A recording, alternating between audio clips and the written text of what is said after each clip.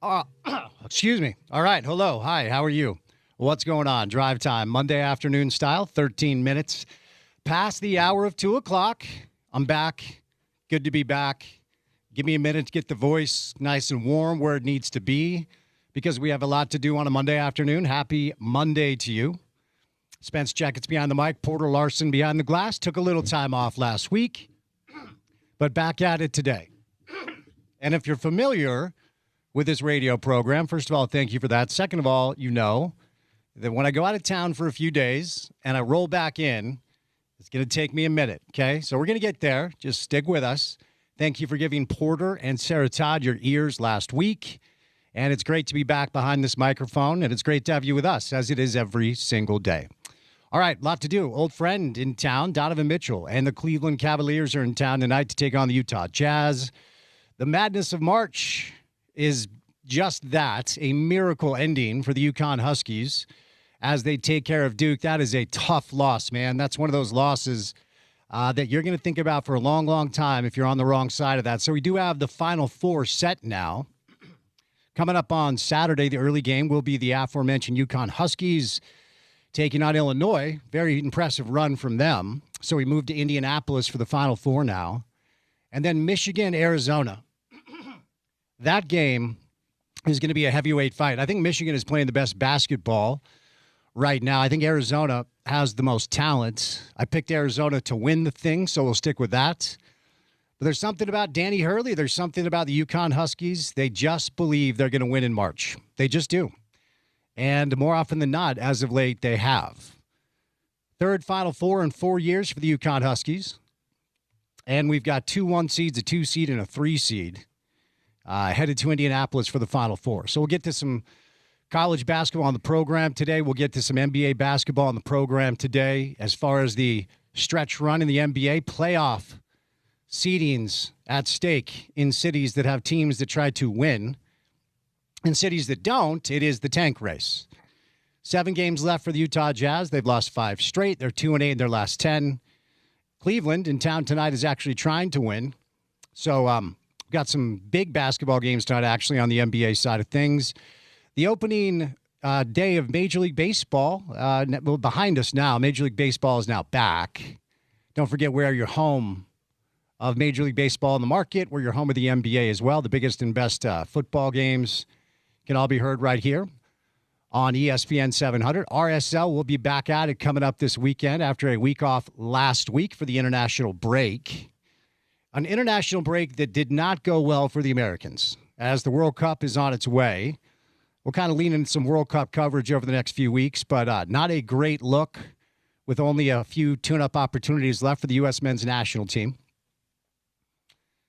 Utah Mammoth, 4 days off. They got a big win in LA after losing a couple of straight. They're still in a good spot to make the wild card.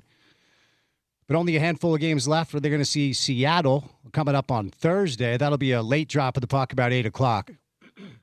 RSL welcomes in Sporting Kansas City for an early kickoff, 2:30 Mountain Time on Saturday on Apple Television. So from a local angle. Jared Calhoun was introduced in Cincinnati last week. Some rumors about who the new Utah State head coach could be. Get to that as well on the local front. Good guest list today. Of course, spring football rolling along for our local teams across the landscape of college football. Some college football storylines. We'll start off today with the TV voice of the Utah Jazz, Craig Bolerjack. Move over to Sarah Todd. Shout out to Sarah Todd. Little peek behind the curtain. There are very few people that want to fill in on this show when I'm gone because it's a lot of time talking into a microphone. And there are very few people that actually want to take on the challenge. Sarah absolutely stood up and embraced it. Very impressed that she was able to do that. So we'll see what her experience was like. So we'll bring in Sarah for some jazz. Ken Pomeroy. Penny for Ken Pomeroy's thoughts today as the NCAA tournament rolls along. And then Noel Caliscan, midfielder for RSL. Really bright young player. So we'll do some soccer on the show today as well.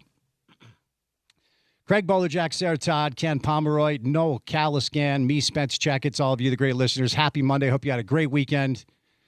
And that guy, Porter Larson, holding the fort down last week. How did everything go, young man? I think it went well. I had a good time with Sarah, had a good time talking some hoops. It was timely because we had Utah spring football, in which I just went up and gathered a bunch of sound, a bunch of interviews in the mornings, and then the rest of the time Sarah and I spent covering NCAA tournament and, of course, some Jazz basketball and the NBA at large. And, as you mentioned, it's a little different from she's podcasted, right? She's done the thing behind a microphone, but never in the radio space, which is always a little adjustment for folks who have not been in their air chair. So I think she did a good job, and hopefully I made it easy on her. I'm sure. Excuse me. I'm sure you did. Now the voice will get back. Okay, you got to give me. You need some tea and honey. I've done all the things. Look. We've been working together for 5 years now. You need Bill's secret elixir. I don't know what that dude does, but look, we've been working together for 5 years now. I go out of town for a few days. I get back. I'll be good at about 4 o'clock, but unfortunately, we got about an hour and 40 minutes until then. Did you smoke a cigar? I did. You don't in have, Cuba. In I don't Cuba, have to, I don't have where to, were you? I was not in Cuba. I was in Mexico, and you don't have to. Cabo. I was in Cabo. Mm-hmm. It's different than Cuba. Yes, very much so. And I don't have to tell you anything about my behavior over the past 5 days. I was just wondering where the voice went. That's all. Yeah, I smoked a cigar, maybe 5. Good. A Good day. for you. Got some good stuff over there. They do. And I might have brought one home for you if you decide to start acting right. Okay. It's in my golf bag. Cool. It was a good time. I've got a phone number to give you, by the way. I'll tell the story a little bit later. I was sitting, they have this cool little cabana on the beach where you can actually watch TV. Not that I went on vacation to smash television, but for the... You're a TV guy now. For the college basketball guys, or for the college basketball games, we went down and we were watching some of the games. I met a very fascinating individual. He's going to come on the show. I got to give you his number. I'll tell you who it is later. Okay. All right. Speaking of fascinating individuals, our first guest today will be Craig Bowler-Jack. But before we get to Bowler, courtesy of our good friends at Prize Picks on a Monday, it's time now for your opening tip. Welcome to The Drive with Spence Checketts on Utah's #1 sports talk. Now into the studios of ESPN 700 to set the scene for the show. The opening tip of The Drive is brought to you by Prize Picks. Use the code ESPN 700 with Prize Picks. I didn't really smoke 5 cigars a day, for anybody who's curious about that, but it was a good time down there. Thank you for giving Porter and Sarah your attention as I took a little time off, but great to be back, of course. All right, NCAA tournament action. I say it every year. This might be my favorite event on the sporting calendar. And to remind you that the madness is upon us, the ESPN 700 and 92.1 FM $1 Million Bracket Challenge is live now. Leaderboard brought to you by Big Willie's, Game Day Men's Health, Intermountain Bobcat, Budweiser, the Intermountain Sportsman's Expo, Burger Fusion, and the Utah RV Super Show. Checking our leaderboard as it pertains to the ESPN 700 Bracket Challenge. I honestly have not checked my bracket since I left, and if I'm honest, I haven't checked my email either. So we're going to Smitty in first place. Look at this. Richard Smith, who did not want to fill out a bracket, leads the way with 93 points. John Watkins, who's not even in sports, is second. Bryce Larson, third. Adrian Denny, fourth. So we've got a hockey guy, an FM DJ, Smitty, Bryce. I'm fifth. Not impressive. Porter did not fill out a bracket. Just to prove how stupid this exercise is, the last place person in our bracket right now is the man who knows more about basketball than everybody in front of him, and that, of course, would be Gordy Chiesa. So, how your brackets? How your brackets doing? An unbelievable scene the other night, East Region, NCAA East Region Elite Eight, and Duke had that thing, man. That's a game, and you all probably have one of these. If you played sports growing up through high school or whatever, you probably have one of those games that you still think about 25 years later. One of those shots you had to win the game that you missed. A turnover that you made that cost your team the game. And I feel really bad for Caden Boozer. Really bad for Caden Boozer. Of course, Cameron Boozer, his brother, gets most of the attention, but Caden's a good player. He's not his brother, but he's still a good player. He could have really gone anywhere and up to play basketball, not just in general. We all can do that. It's America. But up until that turnover, he played a really good game. He had 15 points, 6 assists, 5 rebounds, 2 steals, 4 of 5 from the floor, hit all 6 of his free throws. Like, the fact that he played well will never be remembered because the one thing he had to do is simply hold on to the basketball. Now, in his defense, there were two Duke players wide open on the other side of half court with no UConn Huskies ahead of them. Like, if Caden was able to lob that pass over the outstretched arms of the UConn defenders, the game is over. So it's very easy to sit here and play Monday morning quarterback and say, hold on to the ball, kid. That's all you had to do. Because they were up 2. Hold on to the ball, get fouled. Even if you only make 1 of 2, UConn did have a timeout. But even if you make 1 of 2, you're up 3. You can foul, put them to the free throw line. The game essentially is over, right? And Caden had hit all 6 of his free throws. Like I said, he's a good free throw shooter. Now, there's a snapshot, small little video snippet of John Shire, the Duke head coach, who was a very good college player, won a championship, national championship, obviously played for Coach K, and it looks like John Shire is yelling at Caden to throw the pass, not hold on to the ball. So you give UConn a ton of credit. You know, there's no doubt about that. The Terrace Reed Jr. kid, my goodness, 26 points, 9 boards. They had no answer for him.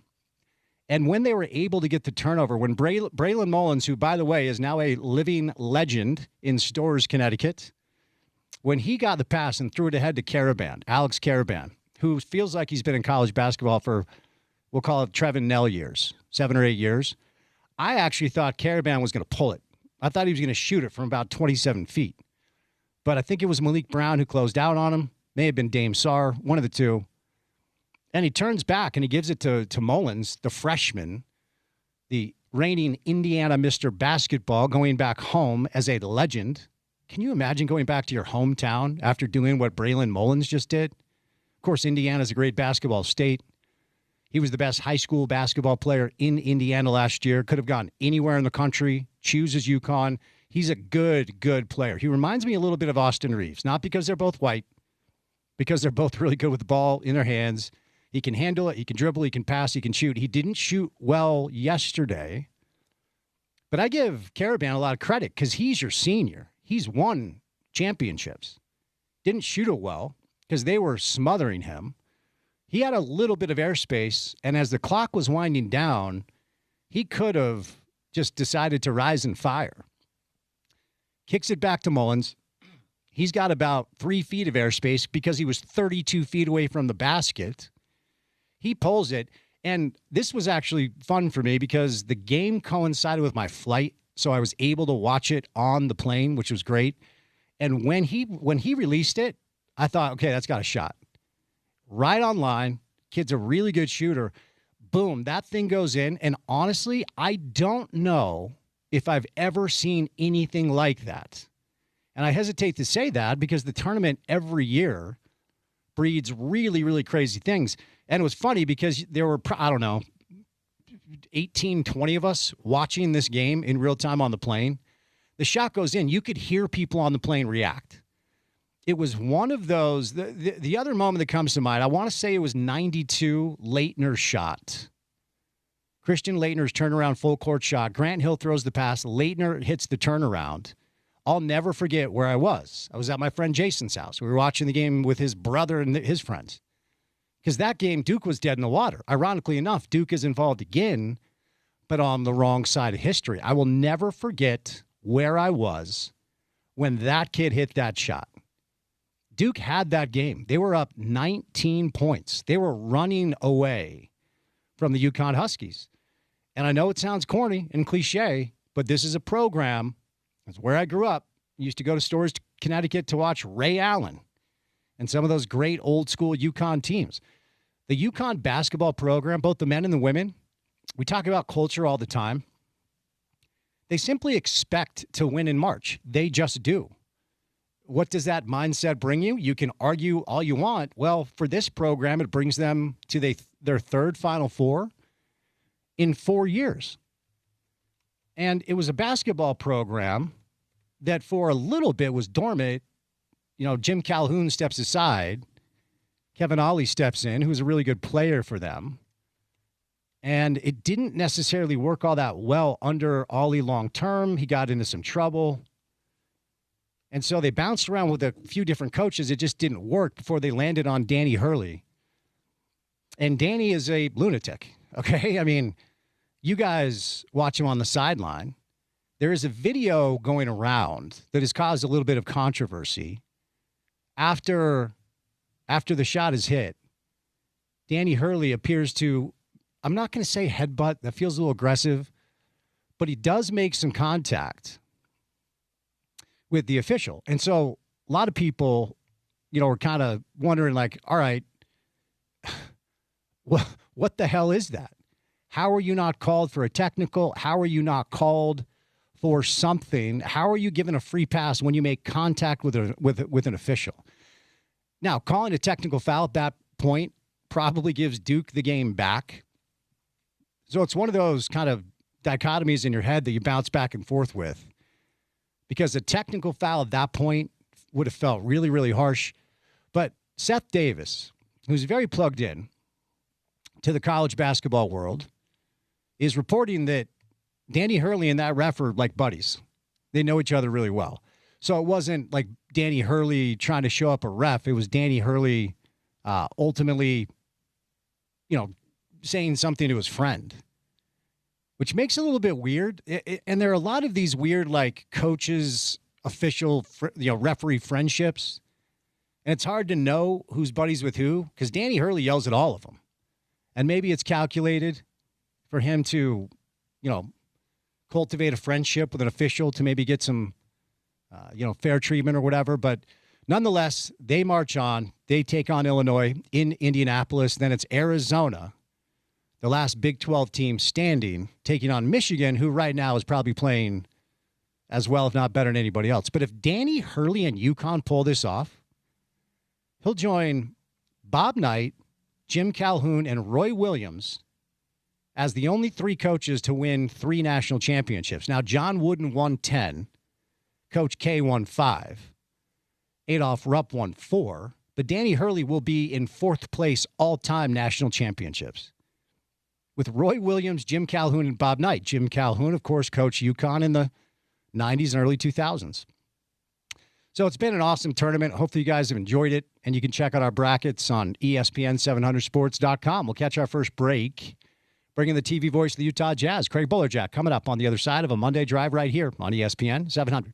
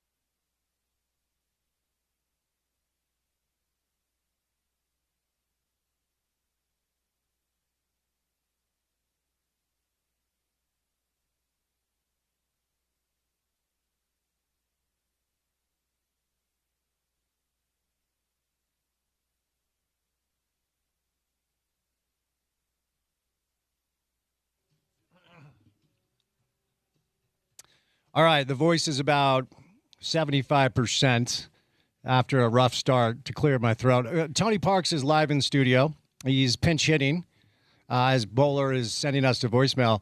What's your secret to keeping your voice where it needs to be? You call a lot of baseball games. You do a lot of TV. What's the Tony Parks secret? Hydrate a ton. There's no doubt about that. From the moment I get up, it's hydration all the way. Even then, by the way, these don't guarantee that something wouldn't happen. Just gives you the best chance of success. At some point, you're going to run into the wall where, you got the raspy voice. Hydration like crazy. Yeah. There's some hot tea that I'll drink.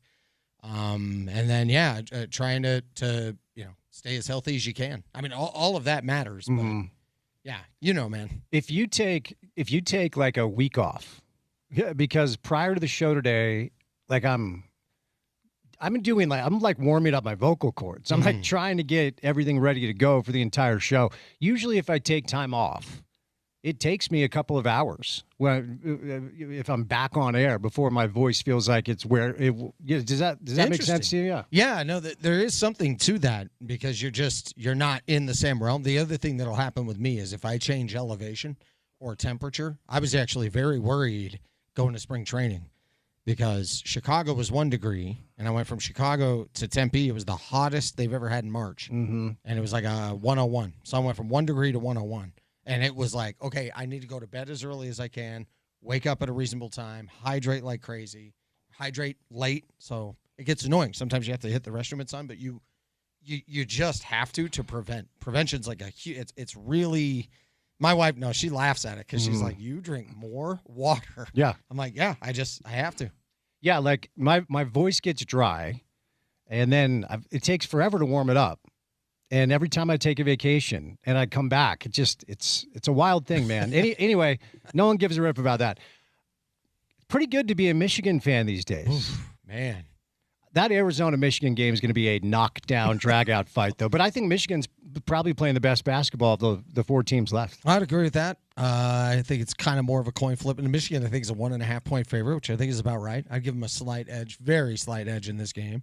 I was telling OC, I think they have the one thing no other team has, and they also can't defend it, and that's the vertical spacing of Mara. I think he changes so much of that. You run a good high pick and roll with Cadeau like that, he gets going downhill.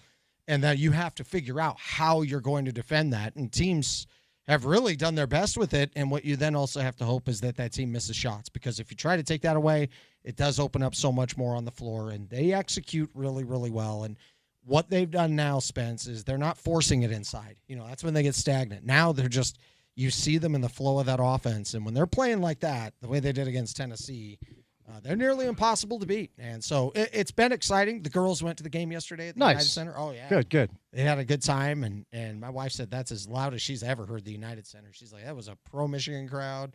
They were pumped. So they kind of feel that momentum. They'll have a pro-Michigan crowd in Indianapolis. So, yeah, I'm excited. I've never seen them win a basketball title. We weren't quite Michigan basketball fans in '89. The Fab Five was kind of the beginning of that. And speaking of that, I mentioned this. The last time I was that shocked at watching the final moments of an NCAA tournament game was Weber's timeout. That's the last time I was that shocked. The UConn-Duke finale. Yeah. I still can't believe it. The Leitner shot. So it was dramatic, but I don't think I was shocked. I mean, because the game coincided with my flight, which was awesome. So I could watch the whole thing as I was flying home. Yeah. And Duke goes up 19. I'm like, this thing is over. And then UConn starts to creep back into it. You're like, is there enough time for them, right? Caravan finally hits a 3, pulls it within 1. And then watching how that went down, and I feel bad for Caden Boozer because he played a really good game. He will be remembered for that turnover, but he was awesome throughout the course of the game. Hit all 6 of his free throws, 6 boards, 5 assists, 15 points. There's a snapshot, like a little video going around of Shire telling him to throw the pass. Because I think it was Raftery right afterwards, or maybe it was Grant. He said, all you have to do is hold the ball. You're not wrong.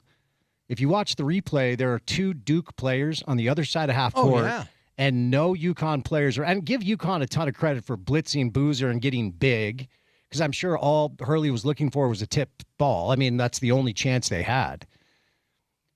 But the confluence of things that had to happen for it to go down that way, I agree with you. And when Braden Mullins hit the shot, because there were probably 20 TVs on the plane on the game, right? When Mullins hit the shot, you could hear people on the plane like react. You know, we're all looking around to see like, oh, who else is watching this? Oh, so man. just like Leitner's turnaround in '92 against Kentucky, I'll never forget where I was when I saw that. That was insane. Yeah, because to your point, that's one of those things where you're like, dude, only the NCAA tournament. This thing delivers every single year. I was coming from the ballpark in Vegas. I was on the phone with my mom about, Michigan, and she's going off and, so excited about it and going to the Final Four and all that. And then she goes, don't tell me anything, because that game was going on. And I'm on the bus on the way to the airport and all that. And I was going to sit down at the airport and watch the condensed game. Mm-hmm. So I'll wait till it's finished, then I'll watch the condensed game. So Yeah. I kind of watch it as if I was seeing it from the beginning. So there's like an 18-minute or whatever packaged condensed game YouTube. I pull it up and I'm watching it. And yeah, 19-point game. I thought, I think this is cooked. I mean, I think UConn dug too big a hole. And then as they're coming back, I'm thinking, well, Duke's going to have to make a series of more mistakes to even make this real. And then they did. And that's why I agree with Shire when he's like, it wasn't just down to this one play. It's like, sure, that was the end. But all the miscues along the way, and they just kept leaving that door open just enough. And it really had that, everything it took, the deflection, then the collect, then the pass, gets it back, 35-footer, and nails it. You're just, everything that had to happen did. That was as stunning a finish as I've ever seen, and not to bring up Michigan tragedies, but the Blake O'Neal punter where he fumbles it away and they lose the game, it just kind of had that like, whoa, oh. Mm-hmm. And I sat there at this restaurant bar area in the Vegas airport, and I'm like, oh my gosh. Like, I just stood there like, that happened. Yeah. And you're seeing how shocked the bench was. Hurley was obviously he's pumped up, but he's stunned. Yeah. He can't believe that just happened. Yeah. No, the UConn sidelines, the players, the coaches, the fans behind. Hurley's mom was hilarious. It was pandemonium. And I'll tell you what, I think a little underrated dynamic here. Alex Caravan is a national champ. Mm-hmm. He gets the ball. And as the senior, if he decided to rise and fire, you would completely understand. Yeah. They closed out his airspace a little bit, but he was bigger than the defender. He could have shot over him. For him to have the frame of mind to turn around and see Mullins with more airspace, even though he was 35 feet out, you'd rather have a more open look than a contested 30, because Caravan was about 32 feet away, right? He's like, okay, he's open. There were still 3 seconds left. But the Braylon Mullins kid was the Indiana Mr. Basketball last year, and he's going back to Indianapolis. Yeah. Can you imagine going back to your hometown after doing that? Oh, yeah. He's a golden god now. He walks on water, right? Really, really cool storyline there. He's what would have happened if Hayward had that half-court shot. Oh, right? Yeah. Can you imagine? Like, he still could just walk in there, and people would just hand him a drink at the airport. Right, right. And then I guess I found out later, Mullins thought that shot tied the game. Because if you see his reaction, he's fired up. Yeah. But you can still see him almost with the mindset of, well, we still got some game to play. Like, he's got his arms out. Okay. But he's not celebrating like it was the game-winning shot. I kind of thought I'd see more from him. Interesting. I found out later, I read somewhere, he thought the shot tied the game. Yeah. You're all in the moment of what. Anyway, what a weekend. We had Nebraska, who had 4 players on the floor during maybe the most important possession of their whole thing. Mm-hmm. You had it all. That I know we don't have some 11 seed, some VCU in the Final Four. I'm okay with that. I think we just have had great basketball. The college game has been outstanding. Yeah. And we can complain about NIL and all that. I'm not saying that there doesn't need to be changes, but the product has really been outstanding. Yeah, I think there's a compelling case to be made. Now, there are layers here, because as you referenced, there's no George Mason from back in the day or VCU or double-digit seed. We're going to have Ken Pomeroy on a little bit later. It's hard to say that we'll never see that again, because what NIL has done has given the big dogs even more of a gap Yeah. Right? I don't think that's debatable. But the other thing that I've kind of landed on, whether it's college basketball or college football, the on-field product might be better as a result with the bigger games. You feel for the lesser teams that don't have the payroll. But for the teams that are able to adjust and have deep pockets, the quality of play, like the top teams against the top teams, it's as good as it's ever been, if not better. I was watching that tournament they had in Vegas in November, and that was when it first jumped out to me. I'm like, look at the systems. Look at the execution. Look at the spacing. Look at the shooting, ball handling. I mean, for a while there, 10, 12, and 15 years ago, I remember saying, I enjoy this, but this is not a great product. They need to improve. It's sloppy. It's ugly. That's part of what people liked about it. I mean, it was set it up, start a play, back it up, set it up. It was like, what has happened? The ball handling was terrible. Defense was terrible. It just, to me, I enjoyed the thrill and the drama of it, but it wasn't as appealing to the eyes. And now the skill and talent and just the overall polished level of play, I mean, it makes it fun. The Kaysen injury to Michigan's big.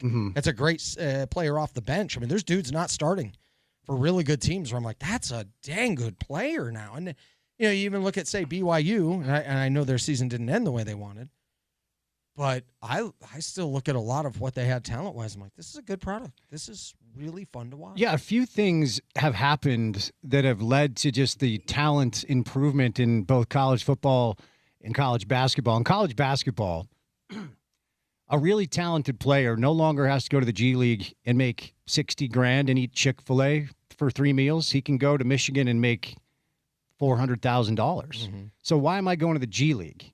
I'm not. I want to go to college where I can make more money anyway.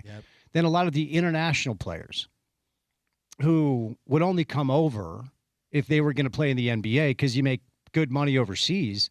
You make better money oftentimes playing college basketball. So a lot of these teams have most of the best teams have international guys that have elected to, leave Serbia or leave Germany or leave Spain or whatever to come make money playing basketball in college. And even if they're not NBA guys, they can make a couple $100,000 playing here, get an education, and showcase your talent on that level. So you've got guys that back in the day would test draft waters, not make the league. We'd never hear from them again. Like, wait a second, that's a risk. I can make a couple $100,000 playing Big 12 basketball. I'm just going to stay. Or the international guys coming over. And that is added to this talent pool. And again, you feel bad for the schools that don't have the payroll because they're going to be priced out, a lot of this talent. But when you look at the big time, like that UConn Duke game, the finish was crazy, but that's a big time basketball game. Oh, man. There have been a lot of blowouts, but I do think the unfortunate part, collateral damage here, is most of the teams. It's what makes Utah State such a unicorn. Like Jared Calhoun at his introductory press conference at Cincinnati said, we made the NCAA tournament last year. We spent $800,000 on our roster. BYU paid Rob Wright, $3 million, AJ maybe $4 or $5, Richie a couple mil. Utah State last year, their payroll was $800K. So there are unicorns out there. There are exceptions, but I think the rule moving forward is going to be we're going to see a lot of chalky tournaments. That's my guess. I think you're right. No, I think you're right. It's kind of a previous era where teams stayed together a long time. It was a different version of this, but you think of the UNLV team, obviously the Duke team in '92, loaded with upperclassmen, high-level players, right? Now, I don't know that you're going to see continuity like that. That's not quite the same, but the high quality of play where it comes to dudes who could play in the G League, who are absolutely there. They're not going to just be one and done. They might be there for a minute. The way rosters are going to be constructed, the way teams have a GM and manage it. This new era, while I understand there's its drawback, I'm not saying that there's not a drawback. The benefits to it, it's what we've just watched. Because, Michigan at their best, I mean, obviously I'm excited they're winning, but their level of play is just fun. Mara rolling to the rim. His footwork is terrific. How often would we see big guys where it's like, he's just got to learn to stay down? I mean, they were flawed. You can't teach length. I'm like, I know, but he sucks. I mean, how many big guys did we see? And now it's like, no, he's big. He's agile. He's strong. He's skilled. He can shoot a three legitimately. And then on the other side, you're seeing point guards who really know how to run a pick and roll, read the floor. The floor is spaced now. Thank you. Instead of the high school three being the same as the college three, now we're spacing it out. I would actually like them to see now go to 28 seconds on the shot clock. And I think they're good enough to do 10-minute quarters like the women's game does. I think they should. Before I let you get out of here, because you already did an hour with Sean, so we're getting free Tony Parks today on the program. Taxed out of me here. No. Before I say you lose, since it's now public knowledge, because we were talking off air a little bit, and there are people in the market that probably have wit fatigue. They're tired of the story. But when the documents are released and it's now public knowledge about how that all went down, it is news. That which is extraordinary, it is news, okay? Because people are now talking about like, oh, okay, now we know how it went down. And it was pretty weird because early on in the process, someone up there who would know said, just so you know, I was listening to your show the other day and Kyle did want to come back. And not only that, he did ask for an extension. I was like, I alluded to certain things here or there, but I didn't want to lean into it because I, didn't want to go with something that I didn't hear from Witt or Harlan or whoever up there with the risk of maybe that's not how it went down. That's exactly how it went down. Then you've got kind of Morgan behind the scenes. Basically, I don't want to speak for him, but I'm sure he was like, okay, at what point is this promise going to happen? Because he's basically been coaching waiting for 6 or 7 years. Of course, he had the situation where it was taken away from him, but then it was restored. And if I'm Morgan Scalley and I'm getting calls from USC or big-time programs to be the DC, at some point I'm going to start listening to that if I'm not getting what I'm promised here. And then, of course, the counteroffer that came down, and you're like, I would have said no to that. I can't imagine what Witt said when that came across his desk. How did you digest kind of that 48-hour period when all the documents were released and everybody was actually now privy to that information? Yeah, it was what we had perceived, that this didn't go all that smoothly. I remember I was at a Christmas party, had a friend of mine, big Michigan fan, who said, what do you think about Whittingham? Because this is right after all the Sharon Moore nonsense. And I was like, well, no, I mean, I know about his retirement package. I'd heard about it. And, it was set up for him to have a pretty easy, 10-hour work week, if you will. I don't know exactly, but I remember it being pretty cushy. And I thought, no. And he's the guy that when he's ready, he's ready. And he goes, are you sure that he was ready? I'm like, well, no, I mean, as far as I know. They go, really? No press conference?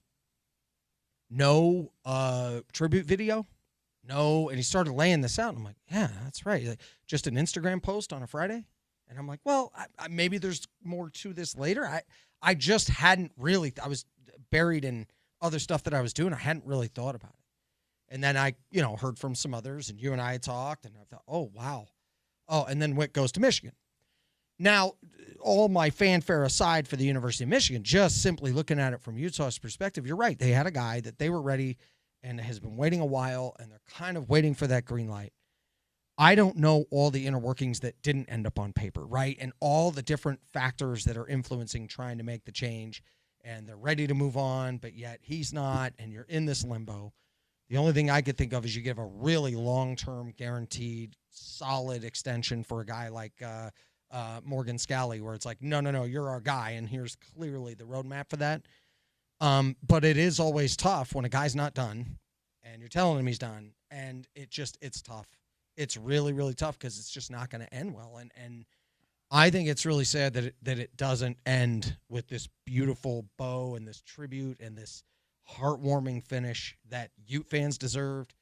The University of Utah, Kyle, everybody involved. And I think it's really tough. And I loved your interview with Morgan Scalley. If you haven't watched it, by the way, for those of you listening, you have to see it. Appreciate that. The best thing about Spence is like there is no, we didn't talk about that? Oh, whoops, slipped my mind. No.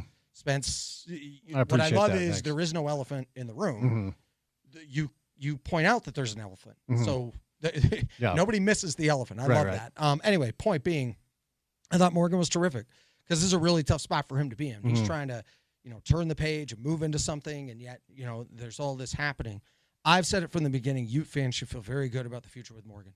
This is personal to him. He knows how to run a program. It doesn't mean that he's going to be as polished as a Lavelle Edwards or a Kyle Whittingham or an Urban Meyer right away. But the point is, he's great with problem solving. He's great with doing what it takes. And it's very rare, like Michigan had with Jim Harbaugh, let's say, that you get a coach where this job is so personal that it would hurt him if he wasn't successful. Yeah. So he'll do whatever it takes. I found it unfortunate, to say the least. And I thought, man, that and it's kind of what we had perceived. It's kind of what we had heard. But then to see it on paper was like, yeah, that didn't end as well as everybody had wanted. Yeah, what makes this really compelling is what both programs will look like next year. Because Witt wanted to come back. He essentially, I'm not going to say forced out. That's too strong. That counter offer was sent with there's no way he's saying yes to this, right? And so to me, that counter offer was sent with the idea of like, okay, this will be enough for him to finally say, okay, yes, I'll go. He said, I don't want to overstay my welcome, like 2 days after everything came down. And it's clear that there are people up there, namely people that might be running the whole department, that may have thought he was now overstaying his welcome and were simply ready for the change. And I'll echo what you said. Morgan is ready for this, and he's ready for it right now.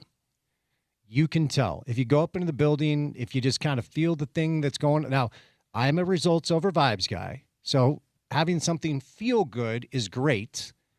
Let's talk in the fall.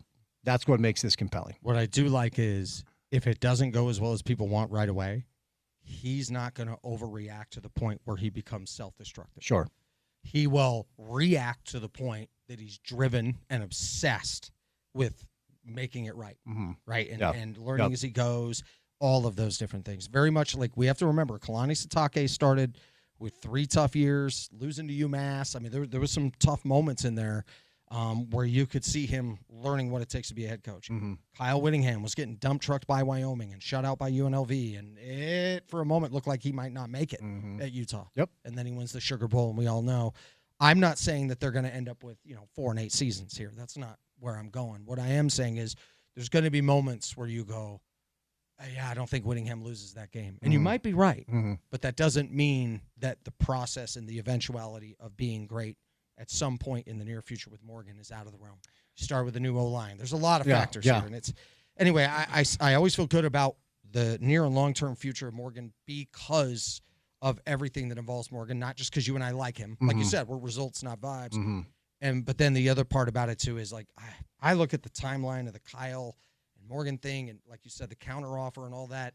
It makes you wonder how much they were thinking, well, where's he going to go?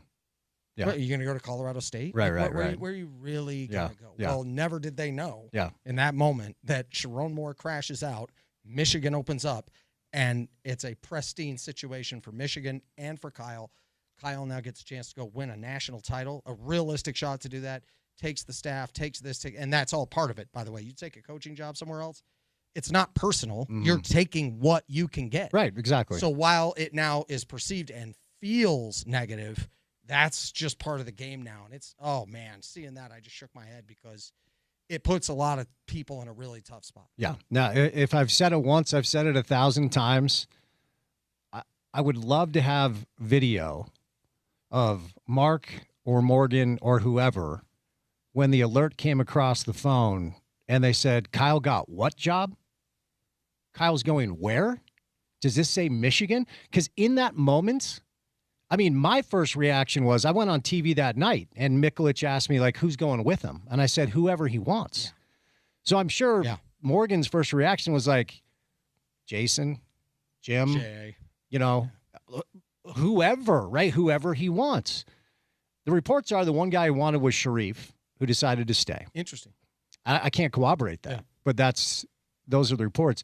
You just I will let you go after this because you just struck something in my brain because there will be games next year with Utah football where media fans will be watching, and if it doesn't go the right way, the inevitable response will be Witt would have been able to do that.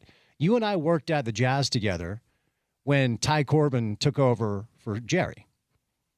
The old cliche, you never want to take over for that dude. And how many times are we doing post-game?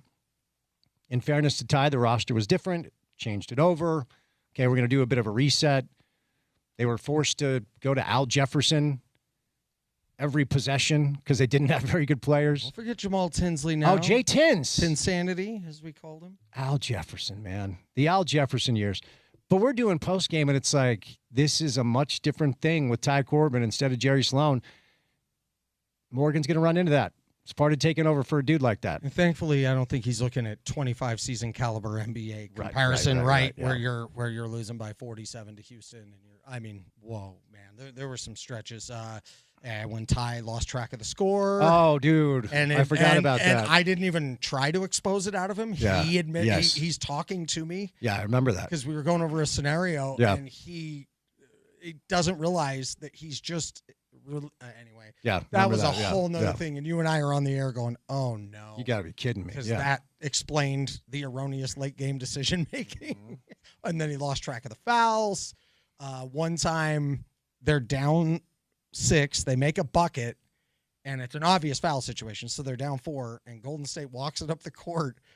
And they don't foul until 5 seconds left, and they had a foul to give, and it just ends the game. Yep. And his answer was, "We thought they were going to go quick." Yep. And we're like, "Okay, this is." But okay, so my point being, Morgan won't have that level, and I like Ty. Morgan won't have that level. The dude knows football. The dude knows how to manage a game. Now it comes to everything that is the circus of being a head coach. Like every head coach says, you don't know until you're there. He's going to have to learn some of that. No, I don't think he's going to kick a field goal down 4 on 4th and goal at the 5 with 2 seconds left. You know what I mean? We're not going to have that, but there's just going to be something where maybe special teams has a little thing about it for just a moment, and there's going to be an overreaction to it, like there just is. So anyway, I'm excited for Morgan and what the future is at Utah. I still don't think it's worth overreacting to in terms of what the future will be. You're in good hands. But I hate to see that Kyle didn't finish out at Utah knowing this now. It would have been a great scenario for him. And I remove all my fandom for my favorite team and him being there, and I'm happy about it. But when I look at just Utah, I'm like, man, that 20-something years, like how it ends really matters to fans and to people and to everybody. For Jazz fans, how it ended with Jerry still just has an odd feeling, and how it ended for Kyle there at Utah has the same. Well, I'll tell you what. Paul O'Neill pinch hitting performance today, my friend.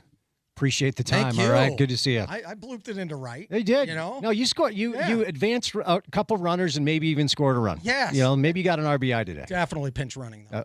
Indeed. Miami's tight. Yeah. No, I hear you. Good to see you, buddy. Thanks. Tony Parks today. IFA Step 1 crabgrass preventer and lawn food gives your turf a strong start for months of thick emerald grass that will leave your neighbors green with envy. It provides a fast green up, helps your grass build up the energy it needs, and it defends against weeds only at IFA. Our friend Sarah Todd joins us coming up next on ESPN 700.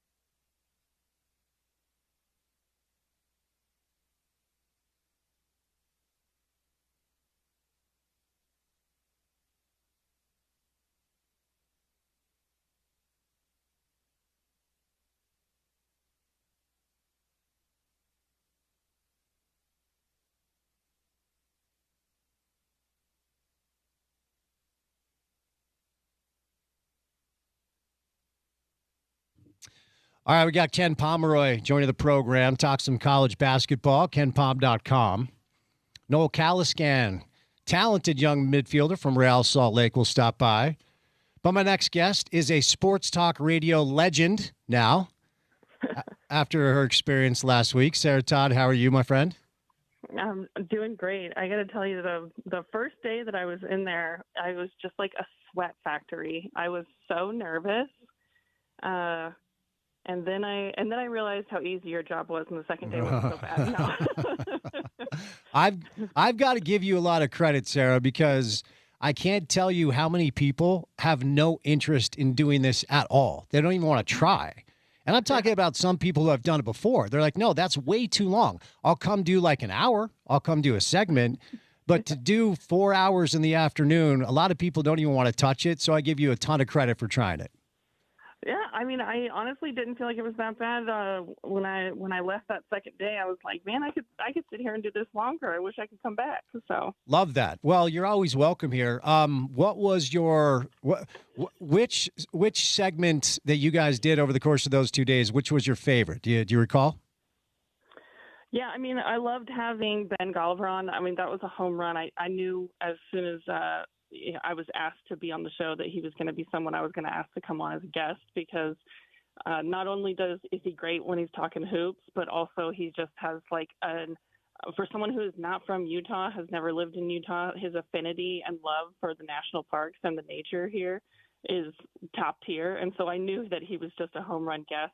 Selfishly also, when we had Tony Parks on, I loved hijacking part of that just to feed my own pleasures when it comes to the Mariners and the season ahead for them. So that's a great thing that you can do, Spence, that I didn't realize. It's like you can just make it about what you want to talk about.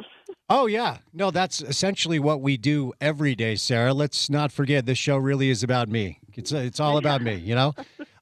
Was there any point, so just anecdotally, and obviously Porter is great to have alongside, whether it's me or you, you know, because he can do a little bit of everything. But I can remember the first time that I was ever asked to do a solo show. My first segment was 23 minutes, okay? So I'm prepping. This is about 20 years ago now. I'm prepping to do just that first segment and then get through the first segment. Then you get into some interviews, and then you get into shorter segments. I've got my notes. The lights go on.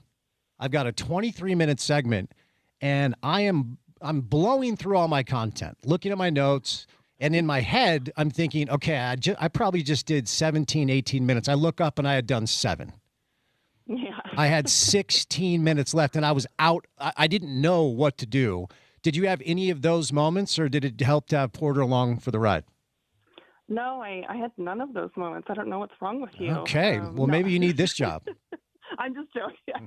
I think what was so helpful is, like you said, Porter was there, right? Like, I didn't have to worry about introing segments or introing guests. And Porter is the one that did all of the heavy lifting.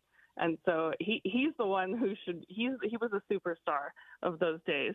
But also, I mean, I'm a talker too, Spence. And so there were times when, you know, I would see the time and I was like, oh, I've been talking a little bit too long. I should shut up. I heard something about a bad cereal take. Sean O'Connell said you had a cereal take of some kind. Can you shed a little light on that, please? Yeah, I like orange juice on my cereal, not milk. That is true. I don't. The thing is, like, I don't do it all the time. I honestly don't eat cereal often because I don't like milk so much. And also, if I have cereal, oftentimes I just eat dry cereal just as a snack. Again, because I hate milk so much. But if I've got orange juice on hand, I don't understand why other people think bad liquid on good food equals good food when they could just have good liquid on good food. That's better. So I don't understand why it's hard to wrap a mind around this, but I do understand that everybody sees me as a psychopath as soon as they find this out. The reasoning is sound. The execution is wild. I mean, good liquid, good food is sound reasoning. Now, I will cop to this. I've never tried orange juice on cereal because I've never even heard of that. I'm next time that I come in, I'm coming with a bottle of orange juice No. and a box of cereal on hand. No. And we're making everyone try it. That was Porter. He's adamantly against this. What was Porter? What was your reaction? Because my mind is blown right now. And just to be clear, we had texters off maybe the most text line I've ever had. And they were like, get this person out of the studio. We had an employee who works here who was uncomfortable that she was in the building. Oh, dear. Just unbelievable. It's unacceptable, Sarah. I'm sorry. Yeah, I thought the bad cereal take was going to be like Cracklin' Oat Bran is better than Frosted Flakes, not I have orange juice on my cereal all the time. That's pretty wild. Cereal killer stuff. It's of all the reasons that people could have not wanted me on the radio, which is a scenario I was preparing for. This was not what I thought was going to come up. Well, if it makes you feel any better, Sarah, there are plenty of people that don't want me on the radio either. I've been here 20 years, and you're stuck with me. I'm not going anywhere. Great, perfect. We can stand in solidarity for being not wanted around. There you go. We do have that in common. I don't know. The Jazz, 7 games left. It's just good. It's really hard. I mean, here's what's good is that when the 2 days that I was on, the thing I was worried about the most was talking about the Jazz, which is my actual job. And it's just, there is nothing else to say about this team right now because what they're doing is not real team stuff right now. They closed the game the other night, and the only rostered player on the floor at the end of that game was Bryce Sensabaugh. And so it's what can you say about that? There's just not really anything to say. They're just trying to make it to the end. They are as checked out as we are, right? It's our long national nightmare is almost over. Yes, well said. Here's what I will ask you, because I've said this for years. I'll maintain it. The people on the beat are the ones that know in a way that none of us do. Now, of course, there's still the wall of silence between you and them, and they're gonna try to propagate whatever message they want the public to believe, and then it's up to us to try to figure out what's real. But Will in a way that I just don't. Traveling with the team, being in the locker room, interviewing him. Truth serum applied. What do you think this has been like for him? Because it's not like any coach enjoys getting their heads kicked in as much as he has. Yeah, I think it's been hard, right? I think that he knew what he was signing up for, and I think that he knew that this was going to be a couple, 3, 4 years, right? The time that has taken to kind of get to a point where next season they're actually going to be trying to win games. I think he was prepared for that, but being prepared for it, knowing that it's coming, is not the same as going through it. And so I think that it has been really hard for him. And I think, truth serum, I think that he is just chomping at the bit. He cannot wait. He's so excited about actually being able to coach, not with one hand tied behind his back, but with hands free, right? And listen, I know that Will Hardy comes off as a very normal person compared to some coaches, but make no mistake, every single coach, I don't care if it's a college football coach, college basketball coach, there are some high school coaches that are like this. Every coach in professional sports, I would bet all of my money, all of them are crazy. There's something in those brains that other people don't have. They're absolutely insane. And they think about winning, and they think about the X's and the O's, and they think about all the intricacies and the nuances and what players are capable of so much and for so many hours of the day and night, and they lose sleep over it, even when you're in someone like Will Hardy's position where that's not what you really have to worry about right now. And so to be able, I think he's been a caged animal for 4 years, and that he's just ready to be let loose. Yeah, it's going to take, because all these guys, historically speaking, they're judged on their win-loss record, right? 106 wins, 215 losses for Will. It's going to take years and years of highly successful basketball for him to even get back to 500. Now, people like you who cover the team day to day, people like me who work down there and now cover the team in this space will always understand the context of why He's only won 33% of his games. So, but the general public won't. And people, that are just looking at win-loss record and they don't know any better, they're going to be like, can this guy actually coach?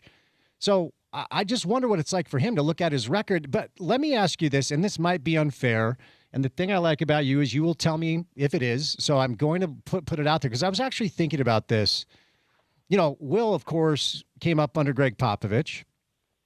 And Pop always had this saying, and it's simple, like respect the game. Right? He would just respect the game. And Bobby Marks is the one who dropped the integrity of the league. And of course, everyone here attacked him. We had him on a couple of days later. He is a very sweet, nice man who's good at his job. Have the Jazz respected the game during Will Hardy's 4-year tenure as the head coach? Yeah, I kind of come at this subject with a little bit more of a little different view probably than Bobby or you, right? Like the NBA, like the foundation of the NBA, like when Adam Silver came out with his statement when he signed the Jazz, he talked about the integrity of the game and the foundation of NBA competition. And in my eyes, the system that you create in order for teams to be better, which is a part of the foundation of the league and it's a part of the competition, if that system incentivizes losing and for decades upon decades has been roughly the same system, then when somebody tries to win at that part of the system, they're not disrespecting the game, they're just playing it differently. And so I don't think that I would call it disrespecting the game. I certainly think they're side-eyeing the rules, right? Like there's definitely any team that tanks, no matter what mechanisms they use to do it, like they're jumping through loopholes and they're trying to find a way to get better. But free agents aren't coming to Utah. Trades can be shut down by players that don't want to come to Utah. The draft is one of the easiest and one of the only ways that a team like Utah can build.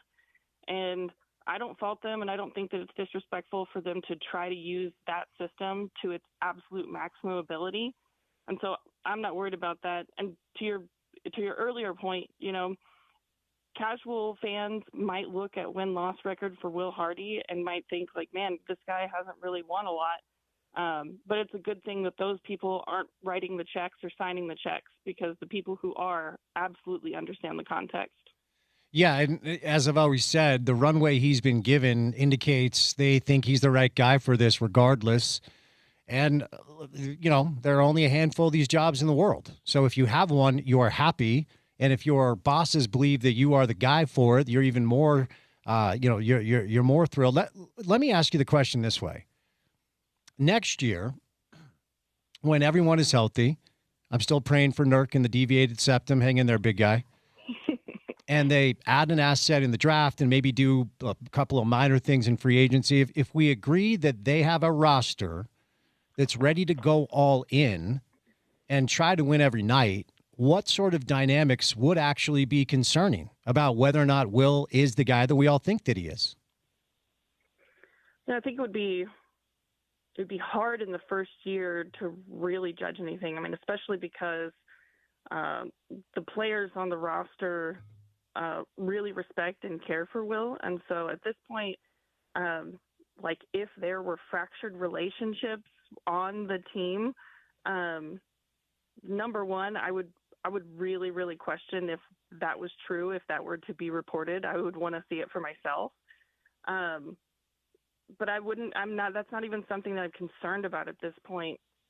What I would be concerned about is, honestly, you've been building up to it for 4 years. The roster that you look like you're going to have healthy next season does look like a roster that should be able to at least beat out, the bottom 5 teams of the conference. And so if you have that roster and you maintain relative health throughout the season and you don't make the play-in tournament, then we're talking about some concerns. That being said, I don't think that any failures or successes for Will next season are going to determine his future with this team, because kind of the way that I'm looking at it is like next season is his first year coaching the team. Like he hasn't been given the chance to really see what he can do. And so it would feel pretty unfair for them to turn heel on him after the first year of this. What do you think the ceiling is? I was down there for the Warriors game, and it's interesting. You're down there every night, and it was good to see you down there. But I got there as early as I could after finishing here to talk to anyone I could find, and talk to some basketball people, talk to some broadcast people, talk to some marketing people. This has been wearing on all of them. And to a person, they all just talk about next year. Like, we're ready to get this out of the way. Let's move on to next year. And when you look at the landscape of the West, this is an impossible question to answer in March because we still have an offseason and a draft. But it's fair to say OKC and San Antonio are probably on their own tier. And I don't know what's going to happen with the Lakers and LeBron. As long as Jokic is not, leaving to race horses and drink beer, you have to look at Denver. Some things to like about some of these other teams. If I asked you what you think the absolute ceiling is for the Jazz next season, what would you say? Well, first, I would say even if Jokic is leaving to race horses and drink beer, the ceiling is still a championship for Jokic. Mm-hmm. So for the Jazz, you don't want to put a ceiling on something that you haven't seen yet, but I don't want fans to go in thinking that everyone is expecting absolute greatness, right? Like, I think that middle of the pack, like middle of the playoff pack, would be such a wild success next season. And so that feels like it's closer to the ceiling than anything else. But that is a small drop, like from middle of the pack to play in. It's not huge, but that is their window. That's kind of the difference between wild success and what might be considered disappointment. Yeah, and again, really hard to know without the draft taking place and free agency taking place. Do you agree that it's OKC and San Antonio and everybody else this year? Is there anyone else you would put on that tier? Yeah, I mean, I don't like counting out Jokic, but it has seemed like it's been OKC and the Spurs kind of all year, even as the Spurs were kind of climbing up slowly. The previews that we had between those two teams earlier in the season, it just felt like it was going to come down to them no matter what. Yeah. All right. A couple minutes left. Let me just kick the tires on a couple of these young players because I haven't talked to you about it as of late. We'll stick to two. I do want to ask you about Cody Williams. Now, the other night in Phoenix, it was bad. I didn't make a shot. He was 0 of 9.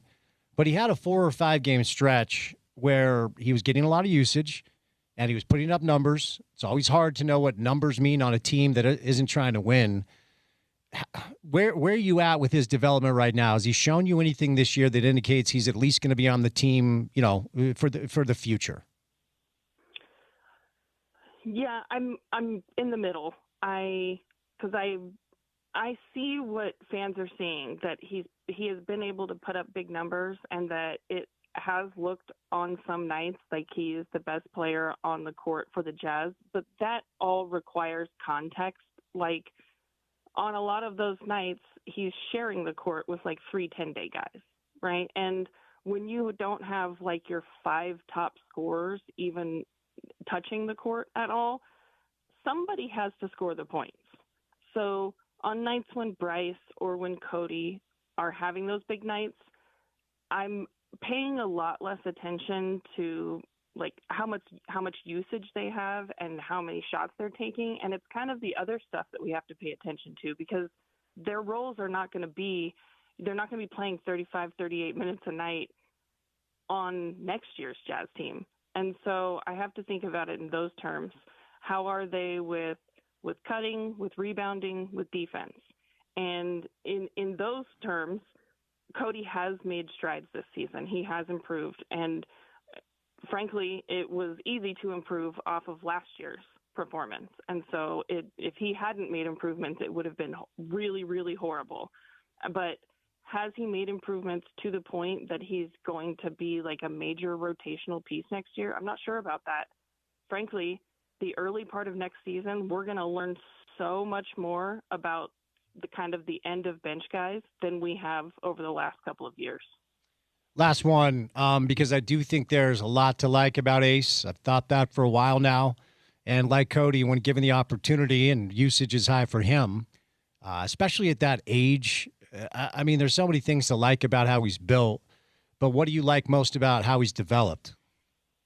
Yeah, I love the fact that he's getting more comfortable in using his size, right? Like that's something that I've been kind of waiting to see all season from him, and we've been seeing it more pretty much like the last 2 months really, is that on offense he's kind of attacking the basket a little bit more and is welcoming contact more, and so he's not afraid to use his size as just kind of a straight dribble penetrator.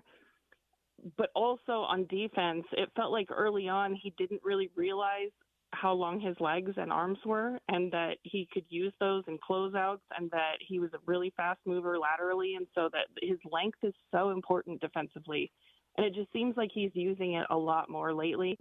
And for somebody that's that young and has the kind of instincts that he has and the kind of just potential, it is nice to see those strides early on and to see those strides continuing to improve even when the games don't matter.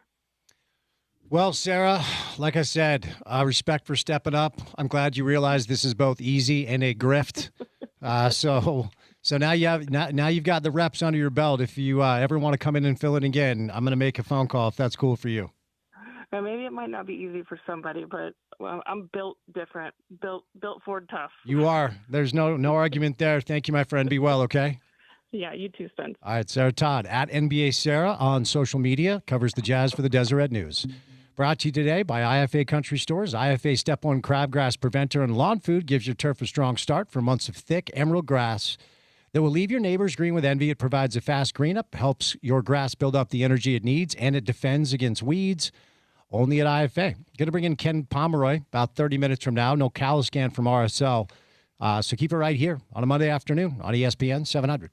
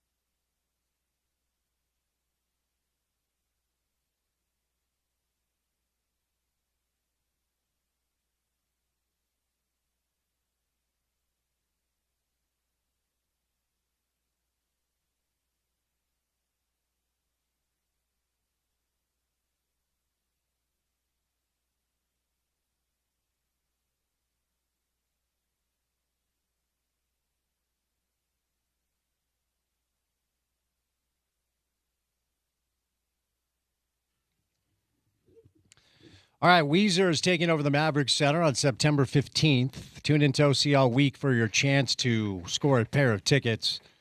Got to bring in Ken Pomeroy coming up from, let's see, we'll call that about 20 minutes from right now. Talk some college basketball, that miracle ending for UConn, for them to get that win over Duke. And then just his thoughts on the entire bracket. We do have the Final Four set. So we'll see what Ken has to say. 2 number 1 seeds, a number 2, and a number 3 seed. By the way, I said this earlier.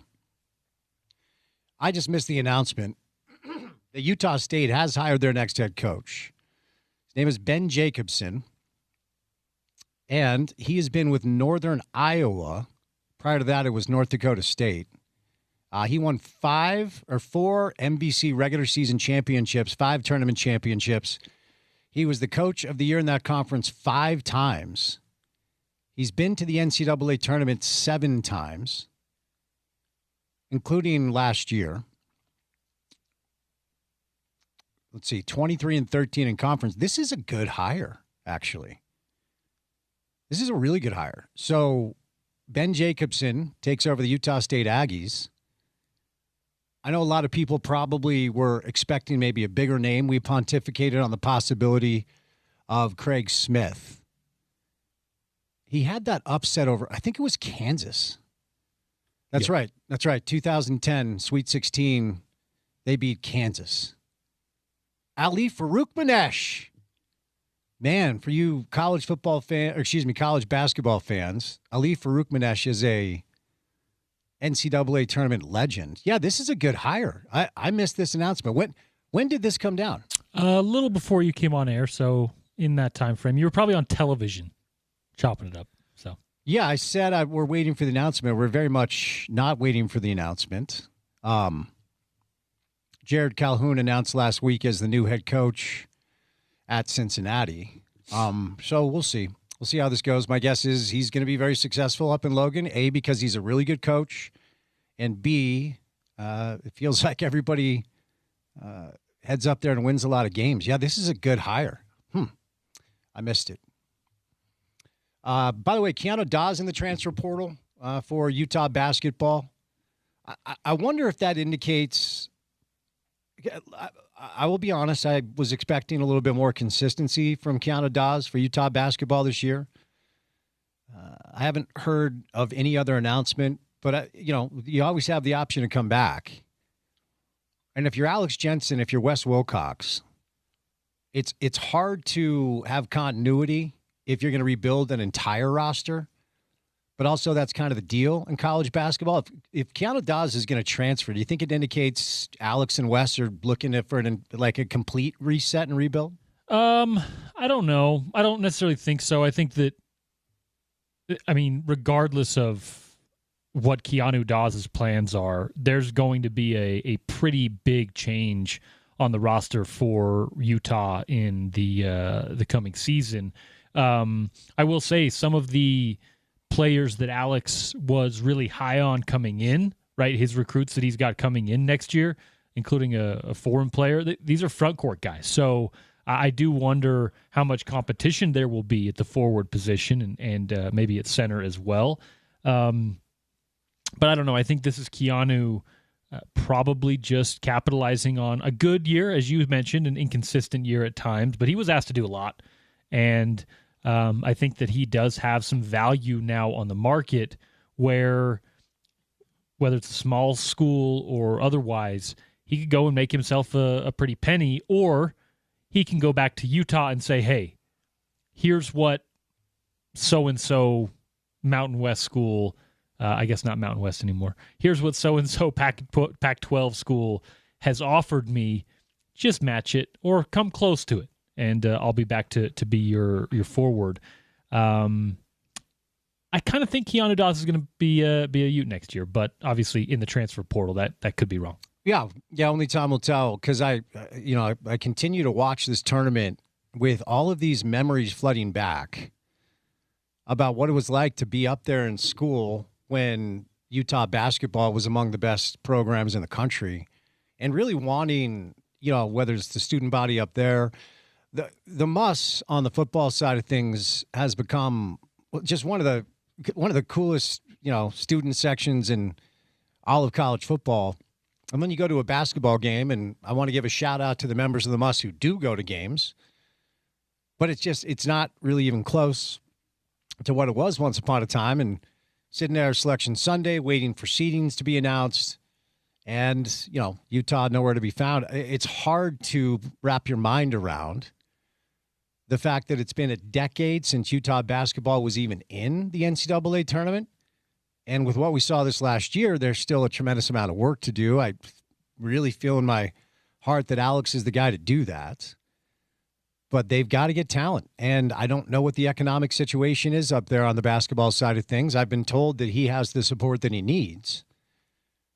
And that's just that's the reality of what you have to have. I mean, listening to Jared Calhoun's press conference when he was introduced as the new head coach of Cincinnati, his alma mater, a really cool experience for him after doing great things. 55 wins up in Logan for Utah State over the course of 2 years. On a number of different occasions, he brought up finances. 2 years ago, when Utah State made the NCAA tournament, according to Jared Calhoun, they had a payroll of $800,000.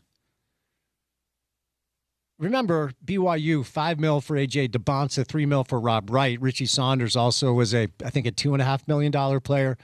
Kevin Young gave an interview to our very own Chris Kamrani, our guy, and outlined his approach where he wanted to max out 3 players, kind of like the NBA model.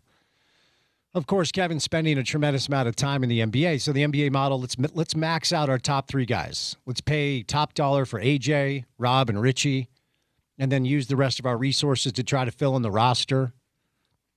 Reports are BYU's payroll was $14 million as far as players go. Utah State, $800,000 2 years ago, and then $2.4 million this year. But Jared Calhoun, on multiple occasions, his point was, this is what I was able to do with that. And now that we're in the Big 12, we need the resources to keep up with BYU, Texas Tech, the biggest spenders in the Big 12 conference. Where Utah ranks on that is hard to know, because I just don't think the talent showed there was a big economic investment. But it would be great if we just saw some inroads next year. No one's expecting you to go win the conference. I don't think anyone's expecting you to even compete for a conference championship next year, but you can't be last. I don't want that to be the standard. Hey, let's just not be last. But, getting up to mid-tier in the Big 12, which is easier said than done. I believe the Big 12, certainly top end, was the best basketball conference in America this year. The SEC had more teams in the tournament. When you look around at, the ACC, certainly with some top shelf teams. Big Ten obviously has to be in the mix as well. Big Ten finished the season with 6 ranked teams. Michigan, who might go win the thing. Nebraska, Michigan State, Illinois, Wisconsin, Purdue. The Big Ten has 2 teams left. The Big 12 has only 1. The Big 12 finished the season with 5 ranked teams. Houston, Arizona, Kansas, Iowa State, Texas Tech. Yeah, BYU didn't finish the season ranked. I forgot about that. So there's a debate there. There's no doubt. ACC had 5 ranked teams: Duke, Virginia, Miami, North Carolina, and Louisville. Again, the SEC, if my memory serves correctly, had the most teams in the tournament. They finished with 5 ranked teams in the top 25 as well. Florida, Alabama, Arkansas, Vandy, and Tennessee. Ironically enough, Tennessee was the team that went the deepest in the tournament as a 6 seed. Florida, of course, was upset by Iowa. But when you look at the Big 12 top to bottom, what's a reasonable thing to expect next year after a season this year that just didn't show a lot of growth? 2-16 in conference play, 10-22 overall. We had Dr. Hill in last week, who was on the NCAA basketball selection committee, really a basketball guy in a lot of ways. And he brought up the road trip where Utah probably should have but didn't beat Cincinnati. They did get West Virginia. Cincinnati won that game 69-65. They beat West Virginia. The UCF game here may have been their best. UCF was a good team. Utah should have won that basketball game, but a lot of shouldas, not a lot of dids, and that's got to change next year. The good news is we do have a lot of examples in college basketball this year of one-season turnarounds, but as far as the teams at the top, continuity is still something that you need to look at. Certainly the last teams standing in Illinois, UConn, Michigan, and Arizona. Combination of players that have played for you for a couple of years and then big-time, international prospects, big-time recruits, big-time transfers. I don't know that you can completely rebuild a roster in one off season and expect to have a massive, massive jump. But we'll see, once the transfer portal opens, once you're able to add talent. And then Porter references, we talked a lot about BYU's injuries. Utah did play most of the year without 3 or 4 of their top players. So get those kids back, maybe make some additions. Do you have to simplify your system? Witt talked about this during some media availability. That was the clip we played when he mistakenly believed he was asked about a quote from Morgan. And he was actually asked about a quote from Jay Hill, his current defensive coordinator, about how complicated their defensive schemes are. And maybe the necessity of simplifying that because you do change over your roster 1 year at a time. I don't know how applicable that is on the basketball side. It's not as nuanced or complex. You don't want to dumb it down because schemes are important. X's and O's are important. The high-level execution that we're seeing in the NCAA tournament, you can't just roll the basketball out if you have 1 or 2 good players. That's not how it works. BYU learned that lesson this year. Rutgers learned that lesson a year ago. Remember, Rutgers had Dylan Harper and Ace Bailey, 2 of the top 5 picks in the draft. Didn't even make the NCAA tournament, didn't even come close, lost in the first round of their conference tournament. And for all of A.J. DeBonce's brilliance and Rob Wright at times being a top-tier player, once they lost Richie Saunders, in addition to the other injuries they had, they didn't really have a chance. They showed some things down the stretch against some good teams, beat Iowa State, and they had some good wins on the year. Tournament basketball is different, just like playoff basketball is different in the NBA. Occasionally, you'll have a Carmelo Anthony. I remember going to the Big East preseason tournament when Melo was a freshman. He only stayed at Syracuse 1 year. And watching him play, and I was like, he is impossible. I mean, he was an elite NBA scorer. He was a nightmare in college. He was a bull. Could shoot it, but also took it to the glass, would post you up. They won a national championship, and it was mainly because Melo was that special, but that's a rare thing. In college basketball and tournament basketball, you can't just go to one guy unless it is a Carmelo-type outlier. So a big offseason ahead for Utah basketball. Badly in need of a talent, upgrade, economic investment. We'll see what it looks like next year. But real quick, really cool story over the weekend in the world of the PGA Tour. So Gary Woodland won the Houston Open on Sunday. He had brain surgery 30 months ago.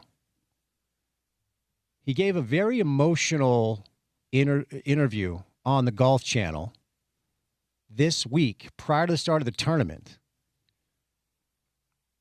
where he was really, really honest that he had been diagnosed with PTSD about a year ago. So brain surgery in 2023. And he sat down with the Golf Channel on Monday. In a very emotional interview, he said he, quote, can't waste his energy trying to hide it anymore. He had some seizures, and that led him to getting the scan on his brain. And the seizure stopped after the procedure, and he ultimately was able to return to the tour at the start of 2024. But he told the Golf Channel that he still battles symptoms and was eventually diagnosed with PTSD a year ago. He said, quote, every week I come out and everyone is so excited and happy that I'm back. I hear that every week. It's so nice to see you pass this. It's so nice to see you 100%. And I appreciate that love and support. But inside, I feel like I am dying. I feel like I'm living a lie. And I don't want to waste energy on that anymore. I want to focus my energy on me and my recovery, my dreams out here, my family. I don't want to waste energy hiding this. He talked about an event last fall. During the second round, the walking scorer walked up behind him and it startled him. He said, I stepped aside. I pulled my caddy and said, this stuff is hitting me, man. You can't let anybody get behind me. Next thing you know, I couldn't remember what I was doing. My eyesight started to get blurry, and a hole later, I just said, I can't handle this. I started bawling in the middle of a fairway. It was my turn to hit, and I couldn't hit. Almost pulled out of the event, did manage to finish it, did not make the cut. After 18, he went to the bathroom and said he cried his eyes out and then went directly to his car and left. Quote, there are days where it's tough. Crying in a scoring trailer, running to my car to hide because I'm scared. I don't want to live that way anymore. If I'm feeling something, I want to let it out and I want to let it go. He won the U.S. Open in 2019, and he is one of the most well-liked players on tour. 41 years old. I think I read that only 7 PGA Tour events over the past 90 starts have been won. But no, it's even less than that, because Justin Rose was the only player 40 years or over that had won PGA events, I think, in the last 90 starts. You'll have to check me on that. Gary's 41 years old. Finally said, quote, doctors have said in an ideal world, I'm probably not playing. I'm probably not in a stressful, overstimulating environment. But my response was, in an ideal world, I don't have PTSD. Golf is my dream, and I'm going to do, no matter how hard it is, I'm going to do it. I'm going to play. That was on Monday of this week. Then he goes out in a stacked field, by the way, and he wins the tournament by 5 shots. And he sets a 72-hole record, winning the Houston Open 7 years after his last win, 30 months after his brain surgery. And I'm watching the thing, and I'm trying not to cry, man. I'm telling you. It was powerful stuff. Powerful stuff. Not just to win going away, and to set a course record for the first victory since his 2019 U.S. Open and the 5th of his career. And now he's eligible for the Masters in 2 weeks. To add an additional layer, his wife is named Gabby Woodland, and by all accounts, and, you know, it's all you can really go off of, Gary simply is a family man who is great to his wife, a great husband, and a great father. And I wonder what this has been like for her. Because not to go too deep on this, some people know, some people don't. I had brain surgery when I was 25 years old. My son was 2. And trying to get over something like that, where you're basically told, like, this is it for you when you're a father, it's a bear to get over.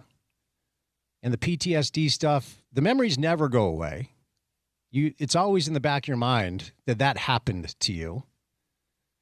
It's always in the back of your mind that you were told at one point by a doctor that we are about to put you under to operate on your brain, and there's a chance you're not going to wake up.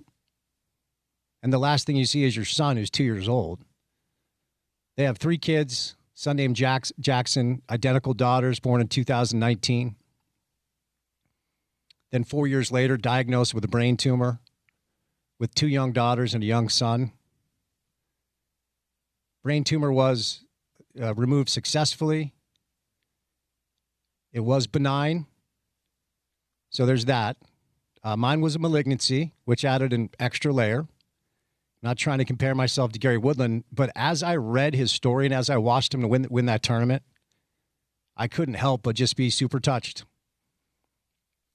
because there are a ton of layers, right? Like if you've ever, and there's a good chance because cancer is our generation's curse to get over. Hopefully and I know we've made a lot of progress. There's no doubt, but hopefully at some point it can be eradicated entirely. So there's a good chance if you're listening, you have had a experience with this horrible, wretched disease, or someone in your family or in your friend circle has had an experience with this wretched disease. And it's a really weird thing because if you're lucky to come out on the right side of it, like I was, there's this underlying guilt that you actually did, because there are so many people that don't. And there are so many people that I was in the hospital with or in recovery with, and suddenly you wake up and they're not in the room anymore. What happened? Oh, yeah, they passed away. And Gary talks a lot about this as far as all of the things he's trying to overcome, just simply to be on the tour with his wife by his side and his children watching from home. For him to go out and win this tournament is a reminder that this stuff is actually pretty cool when it comes to the moments that sports can provide. And I just think it's awesome. He was given the PGA Tour Courage Award last year, but he even talked about how that made him feel guilty. And every day he's fighting this fear just to make it to the golf course to try to swing a club, and overcoming this PTSD as a result of his surgery. And to see his wife run out on the green and those two embrace and they're both just bawling. Because now he's back in the mix. Not like that's the most important thing, but he's up in the top 25 with the FedEx points and he gets to go to Augusta. Pretty cool. All right, 2 hours down, 2 hours to go. Ken Pomeroy, Noel Caliscan. That's your 4 o'clock hour. Keep it here on ESPN 700.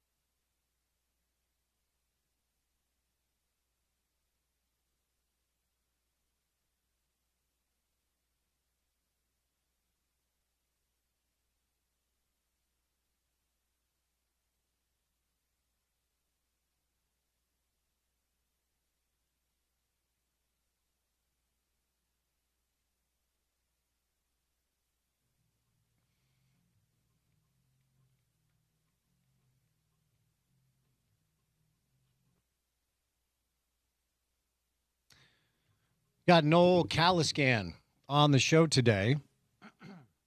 Very bright young midfielder from Real Salt Lake.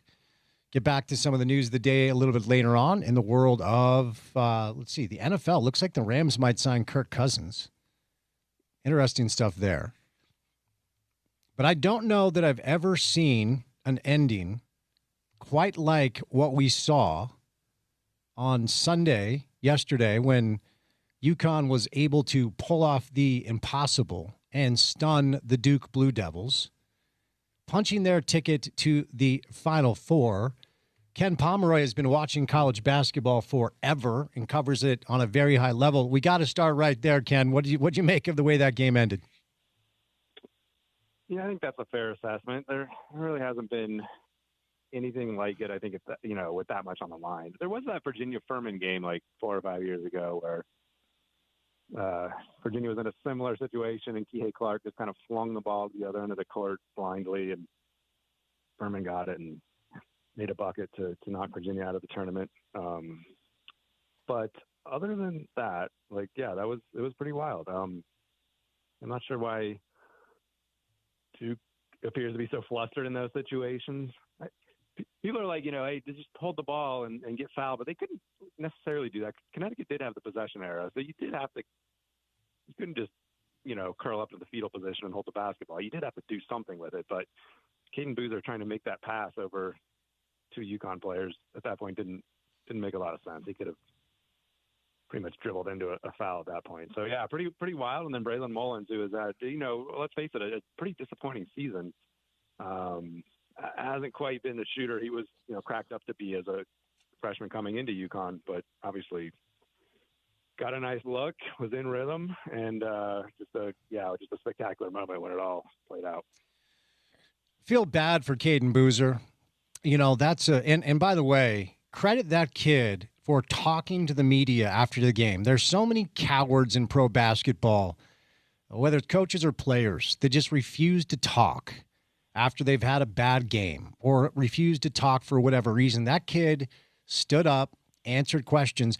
Because, Ken, he had a good game. He had 15 points. He had 6 assists. He had 5 rebounds, 2 steals, hit all 6 of his free throws. But, of course, the annals of history will not remember that. They're going to remember that one decision. Like, that poor kid is going to be wearing this loss maybe for the rest of his life.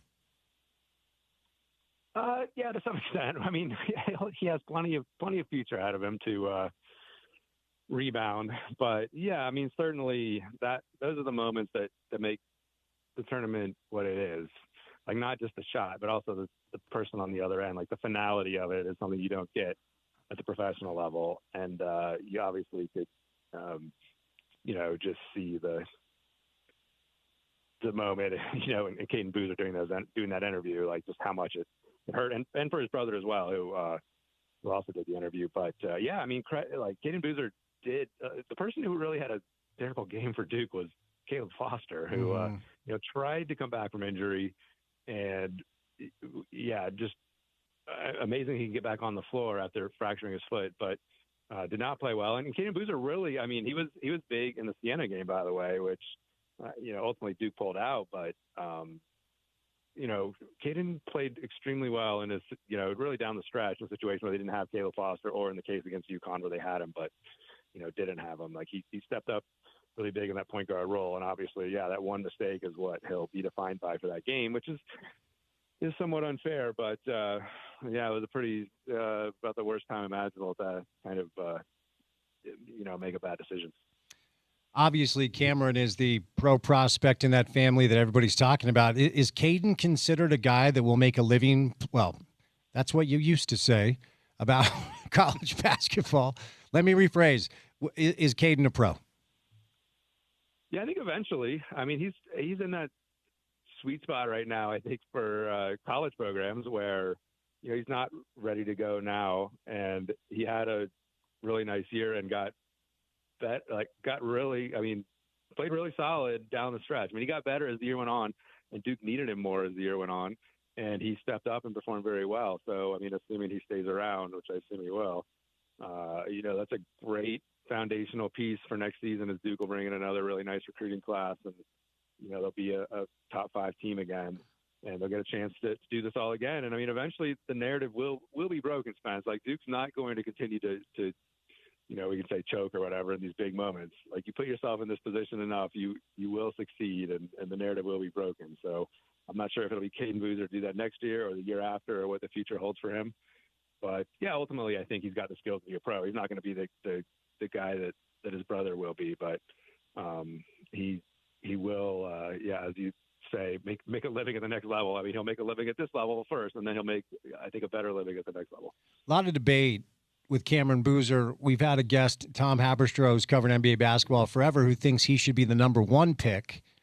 And then we've had, a lot of people, because he doesn't jump at you the way AJ does, or when Darren Peterson is healthy. But he's so steady and he's so smart that, Nikola Jokic can't jump over a phone book. I don't know that you need elite AJ athleticism if you have everything that Cameron Boozer has. What sort of pro do you think he's going to be? Yeah, I tend to agree with that line of thinking. He doesn't jump out at you figuratively or literally. That's the knock on him.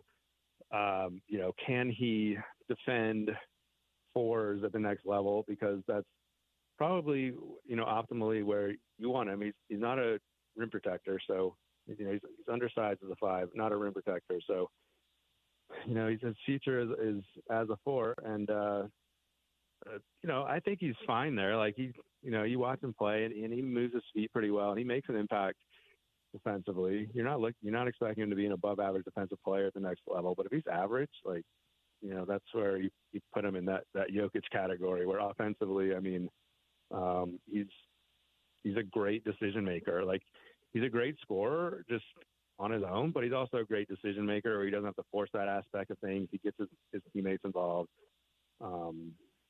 He doesn't make bad decisions.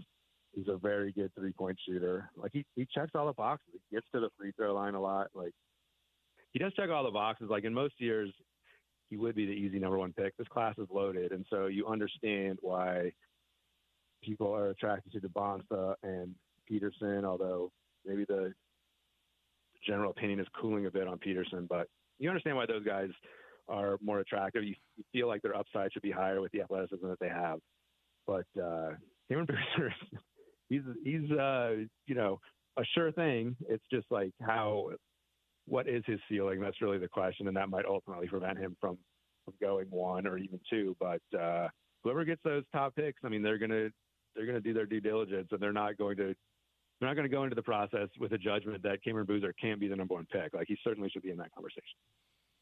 Barring a 7-game winning streak for the Jazz, and I'm going to go out on a limb and say probably won't happen, they're going to hang on to the pick. Where they land is a different story.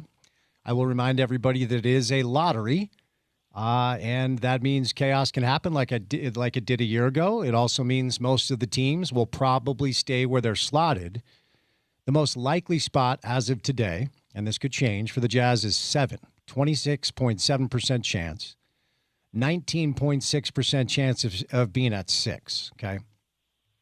So if we go off the most likely spot and the Jazz are there at 6, let's just play a little hypothetical. DeBonsa 1, Peterson 2, Boozer 3, Wilson 4. And then we get into the Keaton Wagler, Darius Acuff Jr., Kingston Fleming's portion of the prospects. I mean, of those 3 players, let's hone in on those 3. Kingston Fleming's, Darius Acuff Jr., Keaton Wagler. Who would you like to see the Jazz walk away with, and why? Yeah, I mean, all 3 of those are good options. I think the knock on Acuff, like, there would be a real concern there defensively. Like, it's just a thing at the college level. I mean, DeBonsa went through this as well, I think, where it's like you're the go-to guy on your team, and it's just not feasible for you to be a lockdown defender. So as a coach, you're going to let some things slide. I do think, like, DeBonsa, at least, like, he showed in flashes he can be an above average defender if needed. Acuff really hasn't shown that. So, I think that's why Flemings and Wagler might be more appealing choices. Wagler, perhaps more of a scoring point guard than Fleming's, but really good at that. Like he's just a very reliable scorer. Maybe not as much of a facilitator, but a really reliable scorer. Fleming's is a reliable scorer as well, a little more of a facilitator, but a little more dependent on the mid-range game. And when you get to the NBA, that can all change. Obviously, the Jazz have had success changing the shot diet of Ace Bailey, where there were concerns about that coming out of college. So, I think all three of those guys are good options. You just worry about, on a team that struggles defensively, adding another guard like Acuff, who may also struggle defensively, despite the fact that he is a great scorer and can fill it up. But obviously, the NBA, that's not the only thing that your job description requires. And so there might be some concerns about that. Well, also, Acuff is a little bit like Keontae, right? I mean, they already have a player like that. Yeah, I didn't want to say that, but that is certainly, whether it's Keontae or Bryce Sensabaugh, that's part of the issue right now. Like, looking forward, they're going to need some defense from the guard position, and Keontae figures to be a integral part of the future. So, there's only so much upside defensively you're going to get from him. So, adding like Acuff to that mix is, you're going to have to be convinced that he can be something close to an average defender. Let me go back to UConn Duke, and let's give UConn the flowers, as the kids would say. I mean, look, and Danny Hurley said this after the game, and, Storr's about an hour and a half, 2 hours away from where I grew up, so we used to go up and watch those great UConn teams, the Ray Allens, the Rip Hamiltons. It's a program, and the women are like this too. They just believe that they should win in March, and you can scoff at that, but they seem to win in March. What stands out most about this UConn run, and then how they were able to come back? We already talked about the final play, but they came back from 19 down. Yeah, I mean, it's always a little scary if you're the team ahead and you're playing a team on your level, and they have been like utterly cold from 3-point range. And I don't know what UConn eventually got to, like 1 of 14 or something at some point in the second half. And so, they weren't going to, it would have been pretty unrealistic to think they would finish that way. And so that was part of it. Like they got some production from the perimeter. They got a few 3-point shots. Duke really didn't get much. We mentioned Kaden Boozer played well. Cameron Boozer played extremely well. Nobody else played well on my team. I mean, they were really so dependent on Cam Boozer in that game, and he only had so much to give. And the offense did sputter down the stretch and allowed UConn to make some plays and get back into the game. I got to give a lot of credit to Terrace Reed, who he has come so far. The freshman at Michigan was not a very good player, frankly, and really made a nice jump last year when he transferred into UConn, and then has just been really solid down the stretch, both as a scorer, a rebounder, a rim protector. And he was able to do that in the game as well yesterday. So, really just came up big when they needed him. I mean, I think all three of those factors were incredibly important. Solo Ball made some plays down the stretch where he was, really kind of like not involved for the first 30 minutes of the game. So it was just a lot of guys stepping up down the stretch, Duke tending to freeze a little bit when they, decided to run a little more clock. Cam Boozer was fine, but they needed production from other people, and ultimately they didn't get it. And fairly spectacularly when you look at the box score, and UConn finishes 5 for 23 from 3-point range, and yet it was still enough to win the game. You see the clip of Danny Hurley making contact with a ref? He's just a bizarre human, I guess, on some level. Like what? He needs to be asked about that, because I don't. What was he doing? Yeah, so he kind of wasn't quite a headbutt, but it was like a soft headbutt of Roger Ayers after the game in Sagos. And it's almost like he just didn't know how to function as a human being at that point.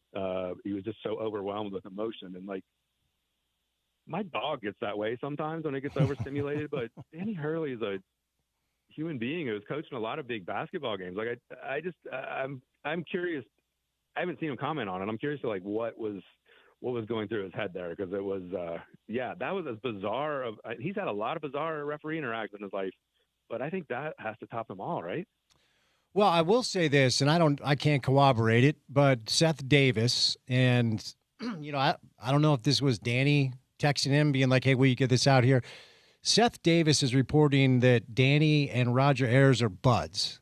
They're like they'll go out after a game and have a beer and like go to dinner or whatever. So his interpretation was he was just kind of having fun with a friend, as opposed to like headbutting a ref. But still, he soft headbutted a ref, regardless if they go smash Michelob Ultras after the game. It's just an odd look. Well, it's kind of an odd look to go smash Michelob Ultras after the game with a ref, isn't it? Like, I feel like that's not maybe something we want out there, if true. And I mean, I don't even know how to process all of that. But I mean, it's not. I don't know if I buy it, but if you do buy it, what is going on here? Yeah, it's incredibly wild. If you had a daughter and she said, "I have two options to either date Mick Cronin or Danny Hurley," who would you want her to go out with and why? It's a great hypothetical. Is there a right answer? There's no right answers. That's when you have to have a really, stern talk with your daughter about what she's getting into there and proper life decisions. Indeed. Most disappointing Big 12 team in the tournament is which one, Ken? Most disappointing Big 12 team. Jeez. Is it BYU? Well, I mean, from a November perspective, I suppose it's BYU, but from a March perspective, the prospects weren't great. I mean, maybe they got knocked out a round earlier than you would have liked. I mean, I don't know. I think the way Houston sort of got manhandled by Illinois was disappointing. Like the goals and dreams of the Houston program at this point are not the Sweet 16. They're Final Four national champion type stuff, and it seemed like they're on a path to be in that mix this year. Iowa State not being very competitive with Tennessee. That's another case where I think Iowa State had goals and dreams of something deeper and getting run off the court to some extent in the Sweet 16. Not ideal with a very experienced team. I don't know. I guess Kansas has some competition there. Maybe I was never really sold on this Kansas team, but again, maybe from a November perspective, you could say they were a disappointment. From a March perspective, they kind of played as you would expect. So kind of a collective yawn for the Big 12 in the tournament. It wasn't necessarily a collapse by any means, but there's obviously Arizona out there that can salvage things, and there's a certain group, attitude among fans out there that whichever conference wins the title, that's the best conference. And so if Arizona is able to pull that off, then that group of fans will declare everything great for the Big 12. What if they don't? Like all year long, and I believed it to be true, I felt like it was the best conference in America. Is it time to reset that opinion based off the tournament? Yeah, I mean, it's hard to ignore what the Big Ten has done. Like, obviously, they just had a lot of success, and I think if that's your barometer on conference pecking order, like, can't argue with what the Big Ten has done. Like, certainly, the drought of having not won it since 2000. If that were to end here, and Big Ten has two options, although I think a lot of people are discounting Illinois, but we should point out they are the betting favorites, Spence, in their first game. So maybe people shouldn't discount them too much. But the Big Ten, certainly the Big Ten wins the title. I mean, the collective effort of the conference in the tournament, I think would be hard to ignore. I mean, the Big 12 had a fine year, but I would at best put them second, and certainly from top to bottom, I think the bottom of the league. Worse than certainly than the SEC. So, you can make a case that the SEC, even as a league, was stronger than the Big 12 this year. Let's get over to these final four games, and I'll set you loose. As you referenced, Illinois opened up as a 2.5-point favorite, maintained that spot as of now. Arizona opened up as a 1.5-point favorite over Michigan, but that line is flipped. And now Michigan is favored by 1.5. So let's start with Illinois-UConn. How do you think that goes down? Well, this is a rematch of a game played back in December, late November, actually, Madison Square Garden, where UConn beat Illinois 74-61 in a game. When you look back at it, feels like it has almost no resemblance to whatever we'll see on Saturday. Like Keaton Wagler had his worst game of the year, 3 points, 1 assist in 14 minutes. Andrei Stojakovic had his worst game of the year, 3 points. And then on the UConn side, I mentioned Terrace Reed, like he was kind of dealing with an ankle injury. He actually played that game, but he was in the midst of a 5-game stretch where he was not playing. And he had 2 points and 5 boards. The hero of Sunday night, Braylon Mullins, that was his first game actually of the season. He was out early with an injury. So a lot of personnel is going to be a little bit different or healthier or just better in the case of Keaton Wagler, who is, fully adjusted to the speed of college game. So, yeah, I mean, should be a fun one. That was also Illinois' by far their worst game offensively of the season, 0.92 points per possession. The only time this year they've been held below a point per possession. They have the top-rated offense in the country. You'd have to think, they're going to be a little bit more prepared for the UConn defense this time around. So a fun game. I do give the slight edge to Illinois here, but maybe a little more, certainly more of a grinder than we're going to see in the Arizona-Michigan game, just a more defensive, or maybe not defensive, but lower possession game. Let's get over to that other one. It feels like it's going to be a heavyweight fight. Both teams have a lot of NBA talent. Michigan's playing really well, and Arizona has an argument to be made that they've been the best team in America for a little bit. Arizona, Michigan. Who you got, Ken, and why? Well, I will go with Michigan in this one. But, yeah, two heavyweights without much in the way of a weakness.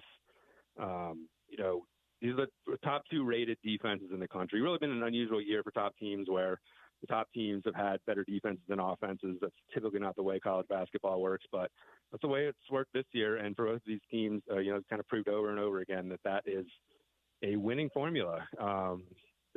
Michigan in particular, you look at their numbers, number 2 in the country, or excuse me, number 3 in the country in 2-point defense, number 2 in the country in 2-point offense.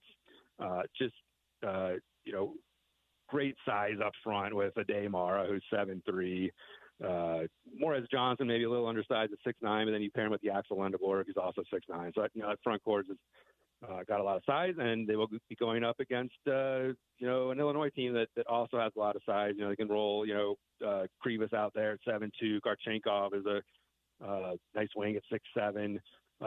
Backcourt's got, pretty good size with Jaden Bradley and Braden Burry. So, as you mentioned, we got NBA talent here. If you're a college basketball, if you're an NBA snob and not, interested in college basketball because there's not enough talent, check out this game. It will be, have talent, should be high scoring, and high scoring really by the pace of the game because, again, both these teams great defensively, but also very good offensively. Hopefully it lives up to the billing. I mean, these are, clearly the 2 best teams in college basketball. Unfortunately, they have to meet on Saturday and not Monday, but nonetheless, as far as talent goes and experience, one of the best college basketball matchups really in the last, 10 or 15 years. Ken, where can people go find your work, my friend? You can find it at kenpalm.com where we got stats, all these stats I'm citing. You can get access to those for $24.95. For the next 12 months, so sign up and you'll have access through all of next season. So go ahead and jump on that. Great deal. Thanks, buddy. Be well. Enjoy the games. We'll get you back on before the final, okay? All right. Thanks, man. Appreciate it. Ken Palmer, go to kenpalm.com right now. The Morgan Scally era is here as spring football begins for Utah. Head to ESPN700sports.com for the latest coverage and sound from Ute Spring Ball. Coverage brought to you by Big Willie's, Game Day Men's Health, Burger Fusion, and Valley Plumbing, Heating and Cooling. We'll switch gears. Noel Caliscan, very bright young midfielder for RSL, will join us coming up. So keep it right here on ESPN 700.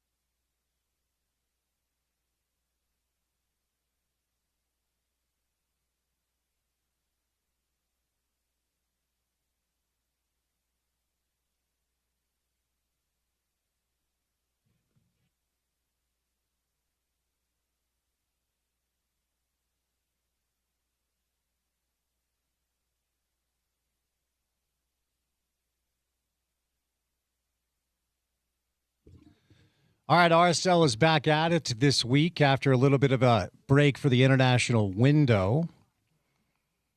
Coming up on Saturday, it's an early kick. Keep that in mind, 2:30 at America First Field. Sporting Kansas City rolls into town. Our next guest is a player that Pablo Mastroeni himself has said he's one of the most intelligent players on the roster. It's Noel Caliscan on a Monday. Hello, Noel. How are you, buddy? Hey, I'm good. Thank you for having me. Thanks for the time. So what I just referenced is true. Your coach comes on this show every week, and whenever he talks about you, he talks about your brain, talks about your intelligence. How does that land with you that your coach thinks that highly of you? Well, it's an honor, to have him call me that. Feels good. So tell me about yourself, your background, first time a soccer ball was put at your feet, and kind of the path that led you to playing for RSL. Yeah, I'm from Cologne, Germany. My dad was a pro. My mom's side was involved in soccer too. I mean, just being from Germany, I guess that's just what you do when you're a young kid. I think the first time I kicked the ball was probably when I was like 3 or 4. The funny thing is, my mom said that initially I actually didn't like it, but then once my friends started to play, by the age of 5, I was back at it, and I guess it was never easy to get me and the ball apart. So obviously, soccer in Germany is something that most of us here do not fully, understand as far as how important it is. Did you have a club that you pulled for growing up, and maybe you still pull for that same club Yes. even though you're a pro? Yes, of course. That's FC Cologne, playing in first division in Germany. Struggling right now, but hopefully they can finish the season strong and stay in the first division. So let me ask you if you can help us understand just how much Germans love the game of soccer. Well, I mean, it's just, like I said, it's just such a big part of the people's lives. Saturdays, everybody watches their team play, ideally in a stadium, if not on TV. And then it's funny because on Sunday, that's when, Sunday League is the lower leagues play, and many people are involved themselves in the Sunday leagues and have their games on Sundays. And then obviously the national team, whenever there's a big tournament, the Euros were just in Germany, 2024. It's obviously, big part of life there, and the whole country basically comes to a standstill, What about the growth of the game of soccer here? You're obviously still a very young player, but you did play college soccer in the United States. So you've been over here, since 2019 when you played at Loyola. So have you seen the game grow here? Yes, I have. And I think it's very exciting that in a couple of months the World Cup's going to be here. And I think that from that point, it's just going to explode. I mean, I think the MLS is obviously a product of, the last World Cup. When the last World Cup was here, and after that, soccer just took a step. But I think after this one, it's going to be even bigger. So you guys, Noel, you guys are off to a really, really, really good start. And it's been interesting because, we've been waiting for a lot of players to either get healthy or just get through their visa issues. And it feels like you're getting close to having the full group, together. But what do you personally attribute this start to the most? I think it's just our identity as a team. I think it's we're not obviously, the big markets, the LAs, the New Yorks, Miamis. But I think we play very well together as a team. So no matter who steps on the field, same mentality. We work hard. We, first and foremost, our team. And I think, you can see that in the first 5 games. And I think that's where the success has come from so far. Tell me what Pablo has asked of you specifically in your role in this new formation, and what do you think about the new formation you guys are trying to implement? No, I think the formation is very good. I think it suits me a lot. I think it's, like I said, shown so far the first 5 games. We're a little more stout defensively, and then obviously we're very dangerous on the counter. He just asked me to be the metronome, offensively, but defensively to really just organize the whole team, especially the guys in front of me, since I can see them. Just communicate, organize. So we're good defensively. Got to ask you, because we had Kurt Schmidt on when you were first acquired, and he said he became familiar with you, Noel, because you played for his brother in college. Yeah. So tell me about that relationship. Tell me about Kurt's brother. What was it like playing for him? No, we Kyle and I. That's his brother. His brother's name is Kyle. We have a really good relationship at LMU. I loved playing for him. It was just, when I look back, just a very good time of my life at LMU in LA. And the relationship with him was great. He gave me a lot of trust, and I think I developed a lot there. And I think it was a step that was necessary in my career. And I'm so happy looking back that I chose LMU. How do you like living here? It's always interesting for me to interview some of the international players or players from elsewhere, because Salt Lake is not a city that's super well known by folks that didn't grow up around here or understand the landscape of like what the Rockies are like. So tell me how you like living here so far. No, I think I enjoy it a lot. What I like is it's a little more quiet than when I was living in LA. There's not so much to do, which I think is good. My wife and I, we're very active people. We like to go on hikes. So whenever we have 2 days off, going hiking or even going down. Last week we were in Capitol Reef. Been to Zion a couple of times, Arches, that kind of stuff.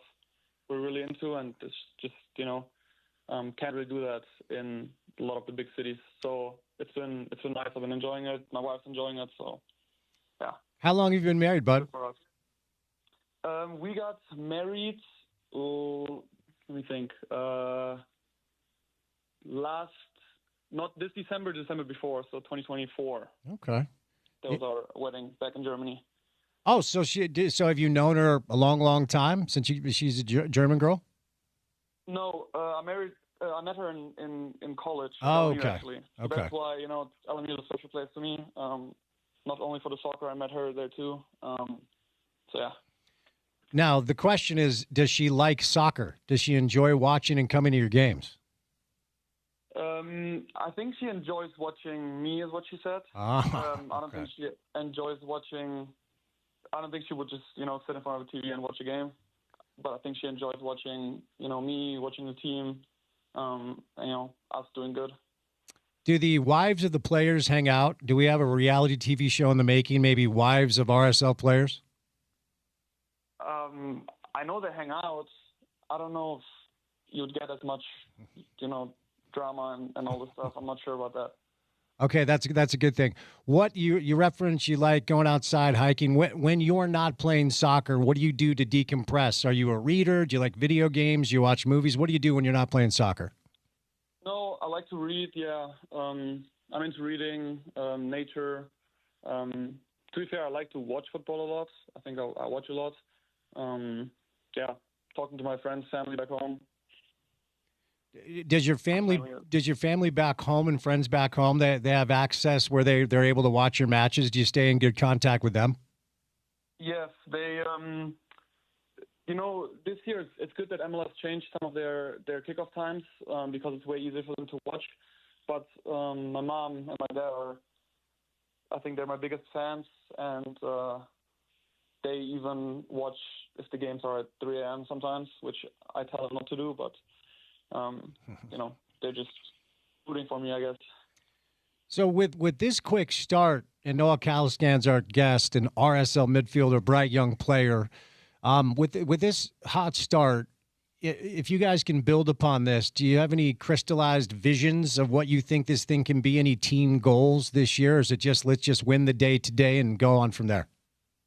Yeah, no, I think it's what you just said. I think we're trying to look from game to game and get 3 points whenever we play. But I think putting yourself in the playoffs is the first step, obviously, because really I think anything can happen from there. And that's just the first requirement, obviously, in trying to make a run, trying to win a trophy is being in the playoffs. So I think that's the first goal. But obviously, if we can secure home field advantage, I think that's a big one with the altitude, with our fans. That'll be good, I think. Let me ask you about one of your teammates. I want to talk to you about Gozo, who joined the show last week or 2 weeks ago now. And over the past couple of years, he has grown in a very impressive way, not just as a player, but as a person as well. And probably too late for the World Cup stuff this time around, but there's already talk that he's on the national team radar. Tell me how you have seen his growth in front of your eyes. Yeah, I think it's interesting because, we've actually gone back to the Monarchs. We started playing for the Monarchs together a couple years ago now, when he was, I think he was 16 at the time. And I think the growth and the development he's been going through has been phenomenal. Last year when I was playing more as a right back and he was my right winger, I think, we bonded and connected very well. I think it's just what I'm so impressed about is his work ethic. I think it's crazy to see him, never get tired, never run, never stopping to press, but also then the stuff he does with the ball, taking people on 1v1, not being afraid. If he just lost the ball, he just, goes again. And his energy is just through the roof. So it's exciting where, football's going to take him. Tell me what it's been like to welcome in so many new players because, there are different languages spoken. There are veterans that are still trying to make something of their career. There are young players that are trying to burst on the scene. And you've been here 3 years now. So welcoming in these new players, Noel, what's that been like?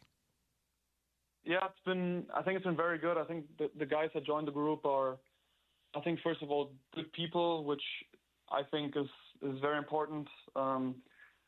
Obviously, there's a bunch of guys from Europe that we got this year in the transfer window, which is, for me, always good. There's a lot of things we can talk about.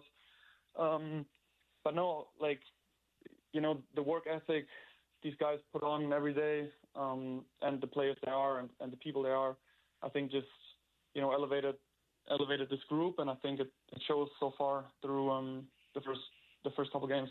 Are you getting close to full health? Does it feel like the team, and it was announced today that Emeka had surgery, so we won't see him for a while, but other than that, does it feel like the team's getting close to being fully healthy?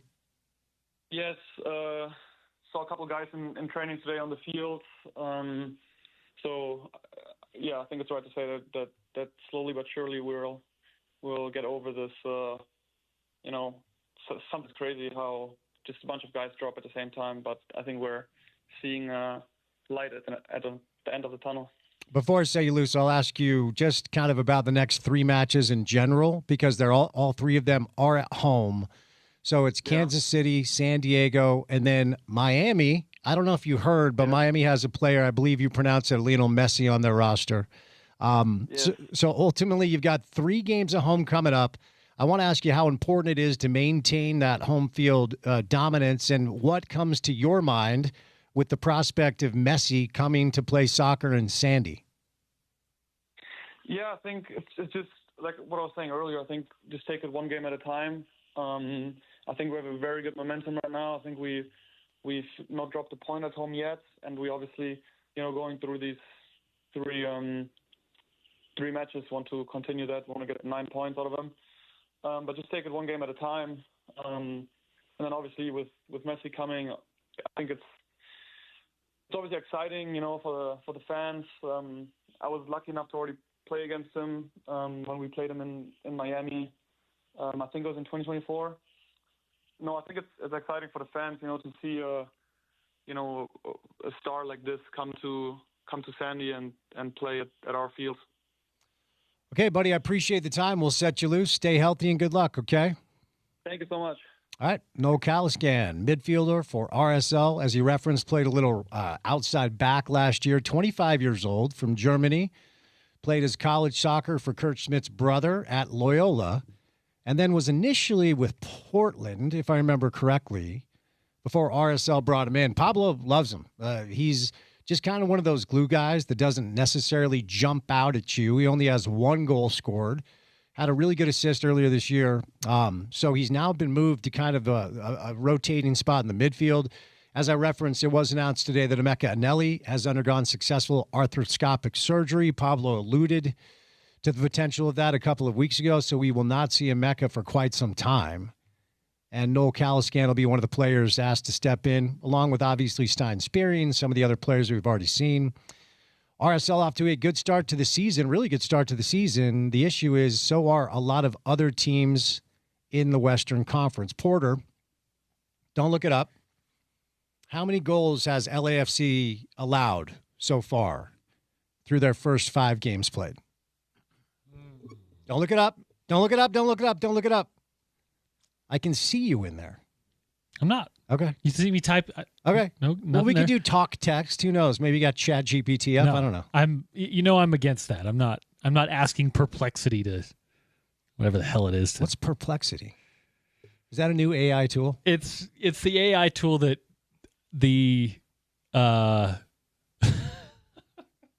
No, you can't bring it up and not explain it. it's the AI tool that the ruling class is using to control Joe Rogan. I don't even know what that sentence means. Exactly. If you ever listen to the Joe Rogan Experience, which I know you're a big fan. No. Obviously not. He has gone to this thing where he just asks this Perplexity app all the things now, and it's like, dude, not that you were the harbinger of truth before, but now you're just like ceding to this robot. Anyway, how do you know this? Do you listen to have you No been comment. listening to the Rogan show? no comment. I'm going to say they have allowed 1 goal, a goal. The answer is less than that. 0 goals? -1, actually. What? No, it's 0. I'm just kidding. They've allowed 0 goals through 5 games played. But no, now you and I are going to have a damn conversation. You don't here. need to do that. You have been listening to the Joe Rogan podcast? Oh, my gosh. Sometimes. Why? Not all the time. Sometimes. You know, if you have... I really liked his opinions about the pandemic and above. So Florida. I've been on the train since then. I would just recommend if you have a medical question, ask a doctor and not like a stand-up comic that lives in Austin because Rogan said you could avoid taxes. Yeah. So let me get this clear. Let me get this straight. Let's be clear. This is what I should say. Mm-hmm. When Joe Rogan is going to ask a question, what he does now is he pulls up an AI app and asks the app about what he should ask. Fairly often. And it's the sponsor of the show, too. So it's... Well, to be clear, if there's an AI platform that wants to sponsor this show, we could look into doing that.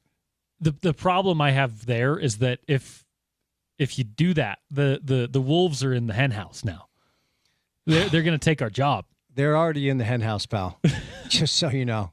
They're going to be hosting the show if we let them in the building. I think we're safe. I think we're okay. Maybe you. No, both of us. A robot could do this part. Don't give yourself more credit than that, Porter. A robot's not booking guests. Probably could. Not yet. It could send emails. Have you messed around with? Oh wait, you're anti. You don't have any of it. No, I don't. So I'll put it this way. I would love for AI to like adjust my sprinklers, right? Water my tomatoes. Any sort of creative space or like just filling what you would do as a human, maybe what your brain would do, I think is not only weird, but also like completely damaging to the human conditioning and experience and all the above. So I don't know a ton about this entire movement. I mean, you cannot live without hearing some of it, whether you're watching a show or you're on social or your buddy who, yes, listens to Rogan and decides to inform you of what his opinions are now based off of listening to a man who 5 years ago had a job of convincing humans to eat animal feces on television. Fear Factor was his gig. I loved Fear Factor, by the way. Well, okay, fine. Go host Fear Factor. Don't give people medical advice that potentially is damning or have bad actors on your podcast. and spread misinformation. It's dangerous. Yeah, I'll just say I'm a big MMA guy, and I like Fear Factor. So, like, I don't listen to Joe Rogan for my health advice. I'll just say that. Okay. Well, as long as you're not doing that. But, again, don't have a ton of knowledge or frame of reference as far as, like, how close we are to being overtaken by these robots. But it feels a little bit dangerous because I have ChatGPT, and there's some real practical things you can use it for. Right. You can go really, really deep with it, and it's pretty terrifying about how accurate the responses are when you're really, really specific.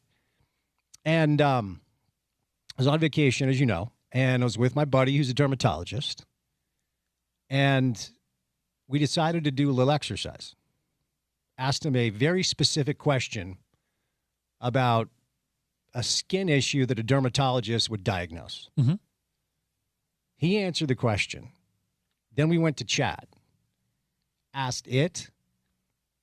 Basically the same response. Here's the important part. The specificity, right? It is, in a simplified form, it is a search engine. It is Google on steroids. So that part of it requires a bit of, like, media literacy, right? Where you're asking a very specific question, you're prompting it with already some knowledge of what you know about the situation and asking for a response. I am seeing so much use of it that is misused, right? Where people are just kind of blurting out non-specific questions and getting non-specific responses that are oftentimes not accurate or incomplete. So I do think it is very practical, very useful if the person using it, number one, is using it for beneficial things, using it maybe just to research, but also that person is literate in using it the same way you would with Google, the same way you would with an encyclopedia. I don't know that we're at that point. There's a lot of, like, it feels like the two dumbest people in the room talking back and forth to each other. Okay. And then one's a robot and one's your buddy from high school. That's what I see a lot of. Huh. Yeah, Not my buddy from high school, your buddy from high school. Wait, what are you talking about? I just don't want to upset my friends from high school. They're all smart, intelligent, beautiful people. Oh, I'm sure they are. Mine aren't. That's what I was getting at. So, again, I really hesitate to go too deep into something on the airwaves that I'm not overly familiar with. Mm-hmm. But there are things you hear, like, again, a friend of mine who is very smart in the medical field is convinced that we're not too far away from, like, robots being able to perform open heart surgery. Mm. And if they're better at it, great. But at what point is Skynet active? Right. If they're operating on us, and again, that's a Terminator take. It's not a intelligent societal take. I have no idea. But if we're giving them access to everything, they have all of our personal information. They do anyway, if we're honest. They do. And suddenly they're operating on us? Well, and also every computer has the ability to be hacked. So if you have a computer that is operating on your heart, who has control of that? Okay, now you're just tripping me out. I mean, it's true. Yeah. Now I don't want to talk about it. That scares me. So, I don't know. I'll not have open heart surgery from a robot. I will die before I do that, just to be clear. And it feels like this is one of those things where there's no going back now. We're way too deep into this stuff, right? No, the First Lady had a press conference with a robot over the weekend while you were in Cabo. I don't know if you saw that. And the robot she is proposing is going to be your in-home teacher for your children, to tell you that the government is loving and caring and beneficial. It's a real thing? Oh, yeah. I didn't know. I didn't see it. Yeah, she walked out with it. They were like hand in hand. Mm-hmm. I thought she had a new boyfriend. No, it was just a robot that's going to be in your home teaching your children. I don't know. This does Plato. His name's Plato. It doesn't feel like. Is this how it ends? Is this how the simulation ends? Yep. We've been waiting for the meteor to hit. Maybe this is just how it goes out. Yeah. Like I said, there are beneficial uses of it. Overall, absolutely terrifies me. I've been scared of robots, I guess, since we saw the Terminator, but it just felt like it was in me the whole time. Her documentary was something else, though. It was awesome. I loved it. You watched it. God. Well, Robot, if you're listening, just keep Sports Talk Radio in a safe place. And we love you. We do. Kind and awesome robots. Did I just save our jobs? Probably. I think I did. All right, we'll catch a break. We got 3 hours down on a Monday. We got 1 hour to go. Keep it right here. Stay safe, everybody, on ESPN 700.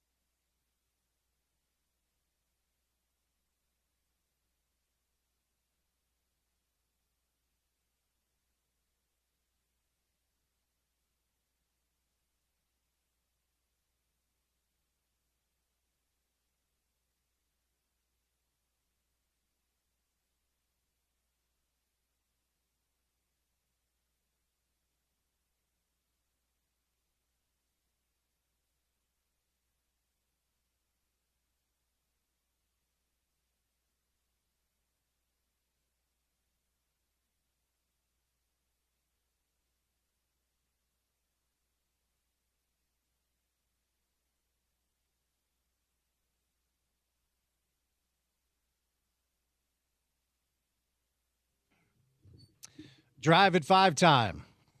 Monday afternoon style. Your commute home on a Monday gets rolling right now. Happy Monday to you. Hope you had a fantastic weekend. It is a beautiful, beautiful spring day outside today, and it's good to have you with us, as it is every single day. We'll have some cooler temps on Thursday and Friday, Saturday too, and then it'll warm up a little bit on Sunday. Looks like we're getting some snow in the mountains, so my friends can shred the gnar.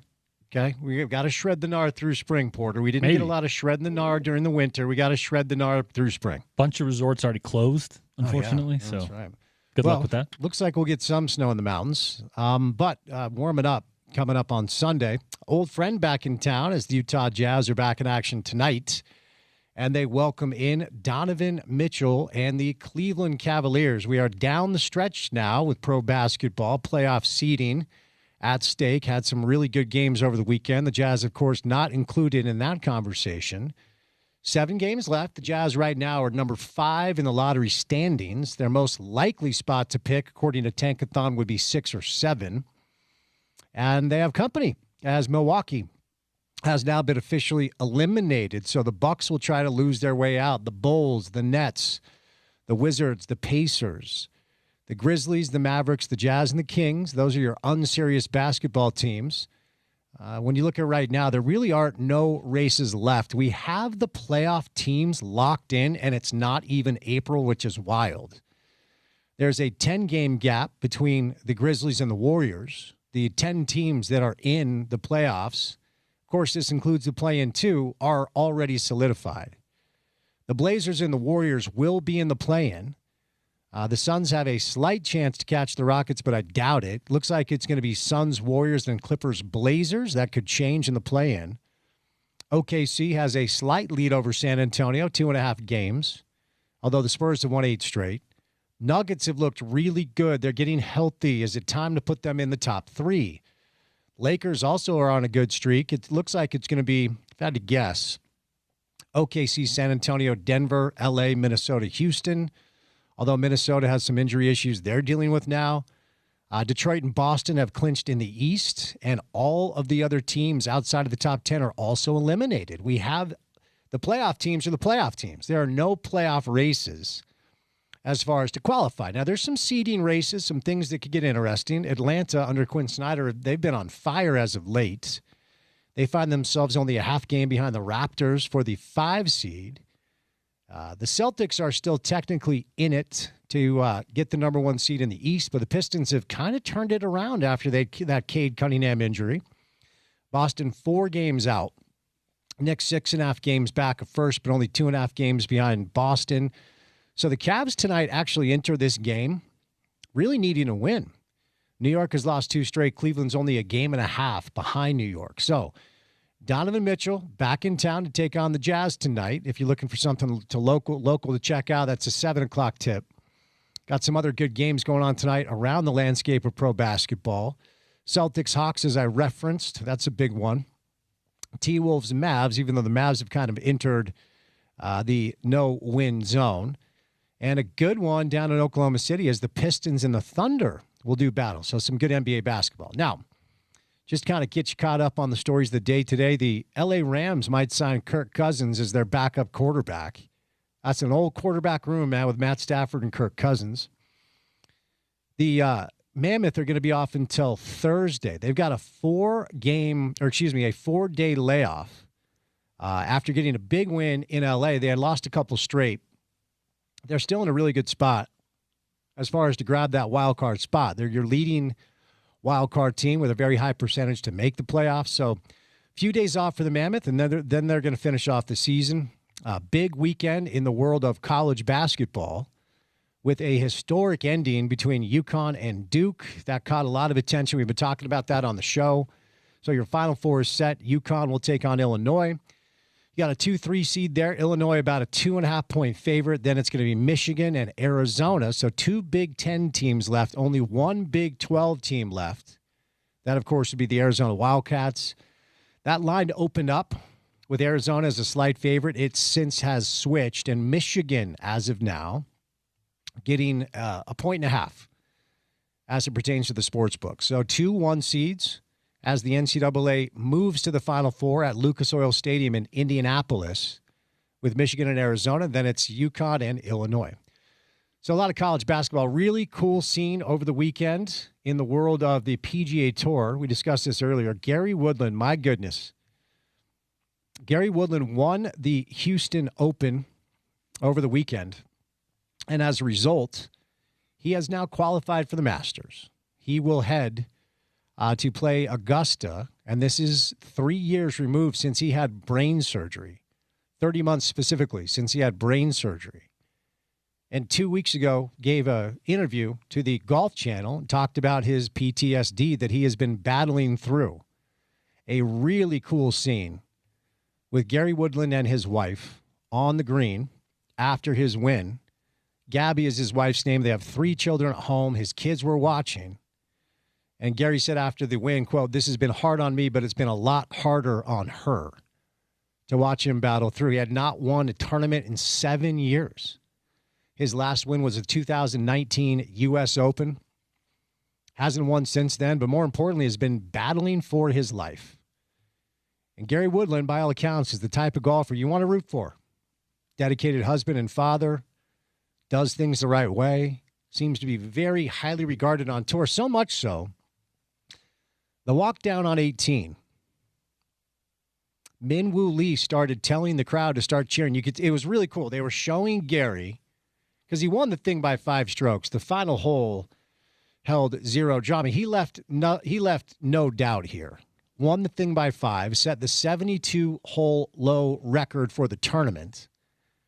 And as he's walking down the 18th fairway, the cameras caught Min Woo Lee in the background telling the crowd to stand up and cheer. As he's standing over his par putt on 18, the crowd starts chanting, "Gary, Gary, Gary," over and over and over. They show his wife. They show his team. There's not a dry eye around, man. Again, won the U.S. Open in 2019 and then just started struggling, and he himself was confused, started having memory loss, had a seizure, fell to 142nd in the official world golf rankings. That was his lowest since 2013. This was back in 2022. And couldn't understand what was going on with him. Went in and got a scan and announced in August of that year that he had a brain tumor, undergoes brain surgery in 2023, gets back on tour of January 24, which is wild, falls outside of the World Golf Top 200 rankings in 2025, received the PGA Tour Courage Award in 2025, and then 2 weeks ago, goes on the Golf Channel and through tears talks about his PTSD and how he's afraid to even get to the golf course, afraid to even have anybody walking behind him, makes him feel panicked, just crippled with fear. 2 weeks ago. And then this weekend goes out and wins the Houston Open for his first PGA Tour win in more than 6 years and set the tournament record in the process. A reminder of why this stuff at times actually is really cool. Sports provides these moments that you can't get anywhere else. That's why there's so much interest in it. It is the ultimate witnessing the human spirit. You're not watching a reality TV show that's fake. You're actually watching one that's real. And we were talking about this weird AI dynamic in our society right now, like the future of at least human consumption. It feels like it's steeped in humans watching other humans try to achieve great things. And if you're a fan of courage, if you're a fan of, and I think the other thing to keep in mind, I was thinking about this yesterday. The powerful thing for a guy like Gary Woodland to go on the Golf Channel and talk about how much he is fighting. He said, "I appreciate the love and support I get, but inside I feel like I'm dying. I feel like I'm living a lie, and I don't want to waste energy on that anymore. I want to focus energy on me and my recovery, my dreams out here, my family. I don't want to waste any more hiding this." In the Procure Championship last fall, that's the event most of the American players used as a tune-up for the Ryder Cup, where he was a vice captain. He said during the second round, the walking scorer got close to him from behind, and it terrified him. He said, quote, "I stepped aside. I pulled my caddy and I said, this stuff is hitting me, man. You can't let anybody get behind me. Next thing you know, I couldn't remember what I was doing. My eyesight started to get blurry. And a hole later, I said, I can't handle this. Started bawling in the middle of a fairway. He said it was his turn to hit and he just couldn't do it. He managed to get through the round. He asked his caddy to give him his sunglasses so he could try to hide the fact that he was crying.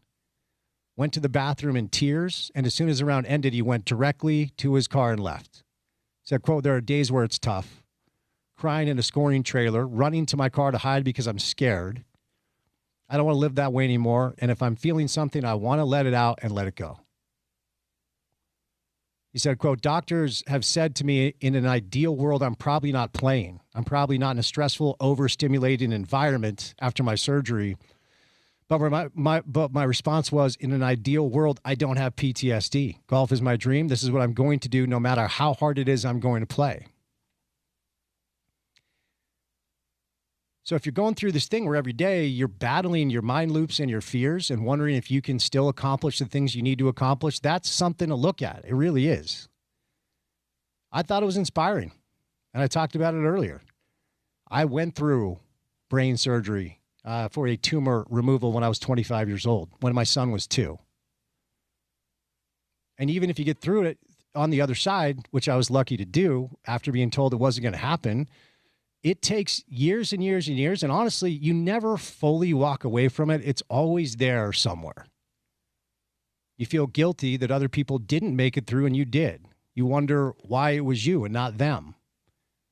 It is a mind loop that's hard to ever escape, and it does affect you.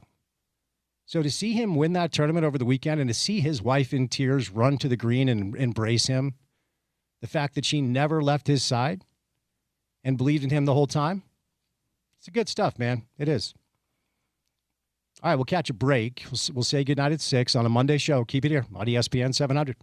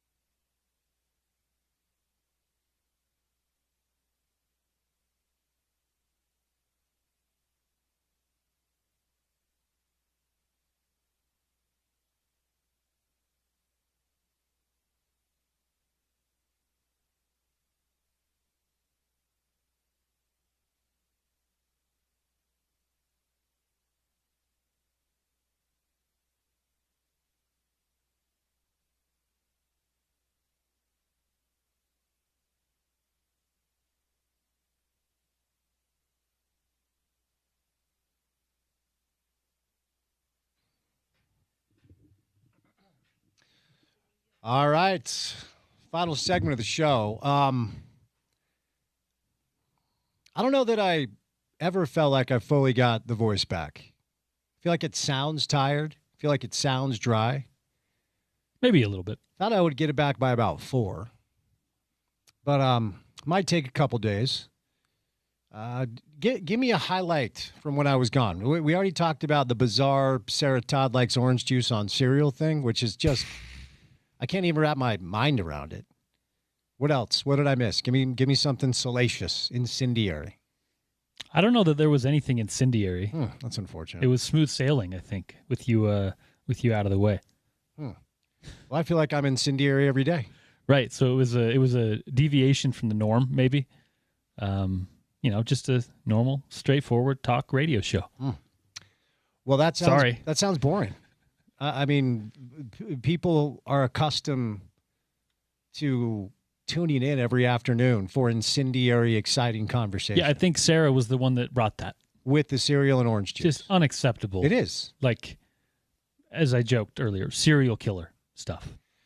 It is. It's like pineapple on pizza. No. Yes. No. We talked about it. You got to get off the hill, bud. I will die on that one. When's the last time you had pineapple on pizza? Friday. That recently? Yeah. What kind? So usually I stick to the basics when it comes to the pineapple on the pizza. It's a Hawaiian style, Canadian bacon, but you add a kick to offset the sweet, right? You got to have a jalapeno in there. You got to have some pepper in there. All right. And it's phenomenal. It's not. It's not, because it's not supposed to be on pizza. As we've talked about, you go to legit pizzerias, you're not even allowed to order it. Pizza bigot? 100%. You're not even allowed to order it. I don't know about that. Do you? I test that theory. I'm going to send you a menu when I get out of here. I will order it, whether it's on the menu or not. Well, and you will be summarily dismissed from the establishment. Do you also dip it in ranch? Oh, no. All right. That would be a step too far. If you put pineapple on your pizza and dipped it in ranch, that's too far. If there's ranch available, maybe dip my pepperoni pizza in there for a little flavor. But no, I'm not going to ruin my Canadian Hawaiian style pizza with that. And let me be clear, I'm not anti-ranch. No, ranch is lovely in the right setting. You sent me the video of our esteemed First Lady, who will win an Oscar for her documentary. Of course. Walking through the tunnel or through the whatever to start the summit with her little robot buddy next to her. Plato. Shout out Plato. If you're listening, we're on board. We love you, just keep Sports Talk Radio safe. And Plato addresses the group and says hello in 10 different languages. Mm-hmm. So now she speaks all the languages. And it is disturbing. It is a man-made horror beyond my comprehension. Yes. It is disturbing. So it looks like the opening scene of a actual terror film. But no, it's just a press conference at the White House. No comment. Well, ultimately it there are things like this, and then the conversation we were having earlier about the belief in some circles. And again, let me be clear, I am not educated enough on this dynamic to offer any information. So take it for what it's worth. Go do your own Google search or hop on ChatGPT, get to know them. If they just take over the medical establishment, you go in for a filling, it's a robot. You need shoulder surgery, it's a robot. If they just take over that space, it feels like that's a step too far. I don't really use the medical field anyway. I will cease my trust and operations in that space entirely. I can't do it. I don't trust a robot. I may use a robot at some point in my life to help me, I don't know, build a fence or something. But trusting it, no, sir. But what if you're out in a field and you're building a fence and you turn around and suddenly Cyborg has a gun? Yes. And what do you mean you don't use the medical establishment? What if you need like knee surgery? I haven't. It's been a very long time since I've been. I'll be honest with you. Need to go in for I'm 30-ish. blood test, checkup, the physical. above. Yeah. I have a very Western approach to the doctor. If something's not broken or bleeding, I'm good. That's a Western approach?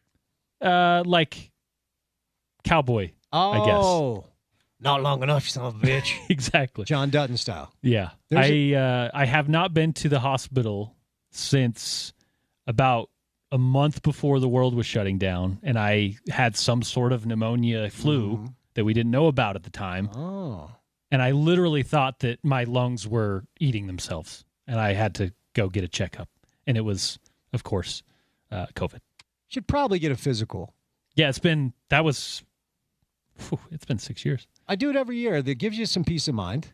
I am going to check with our friendly sponsors of the program, get some blood tests done, get some game day, get some stuff done. Yeah, just to get a baseline, see where I'm at.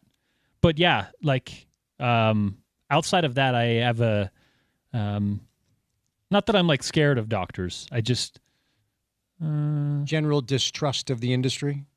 Yeah, not a doctor particularly, but like the thing at large, right? The big pharma, picture. Big pharma. Now, you've got a different experience here. If I have a brain tumor, I'm going to go to the doctor. Yeah, that's probably good advice. I wasn't going to meditate my way out of that one. Yeah. It's like, let's go ahead and handle this. I'll just do some yoga. Not for the brain tumor. I always get a kick out of that entire community. It's like, your body can heal itself. Okay, but what if there's a brain tumor in my dome? Right. I'm not going to smell your incense and read an Eckhart Tolle book. I'm going to go to the U and I'm going to have surgery. Yeah.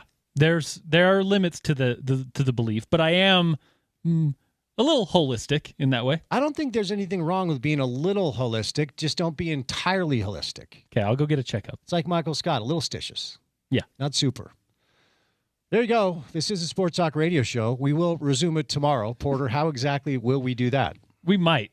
Maybe we might, because your guest list includes Chris Comrani, sweet, Gordon Monson, and Dave Fox. So you might talk some sports. Yeah, it's going to get weird tomorrow. But nonetheless, we will say goodnight. A special thank you today to Craig Bowlerjack, Sarah Todd, Ken Pomeroy, and Noel Caliscan.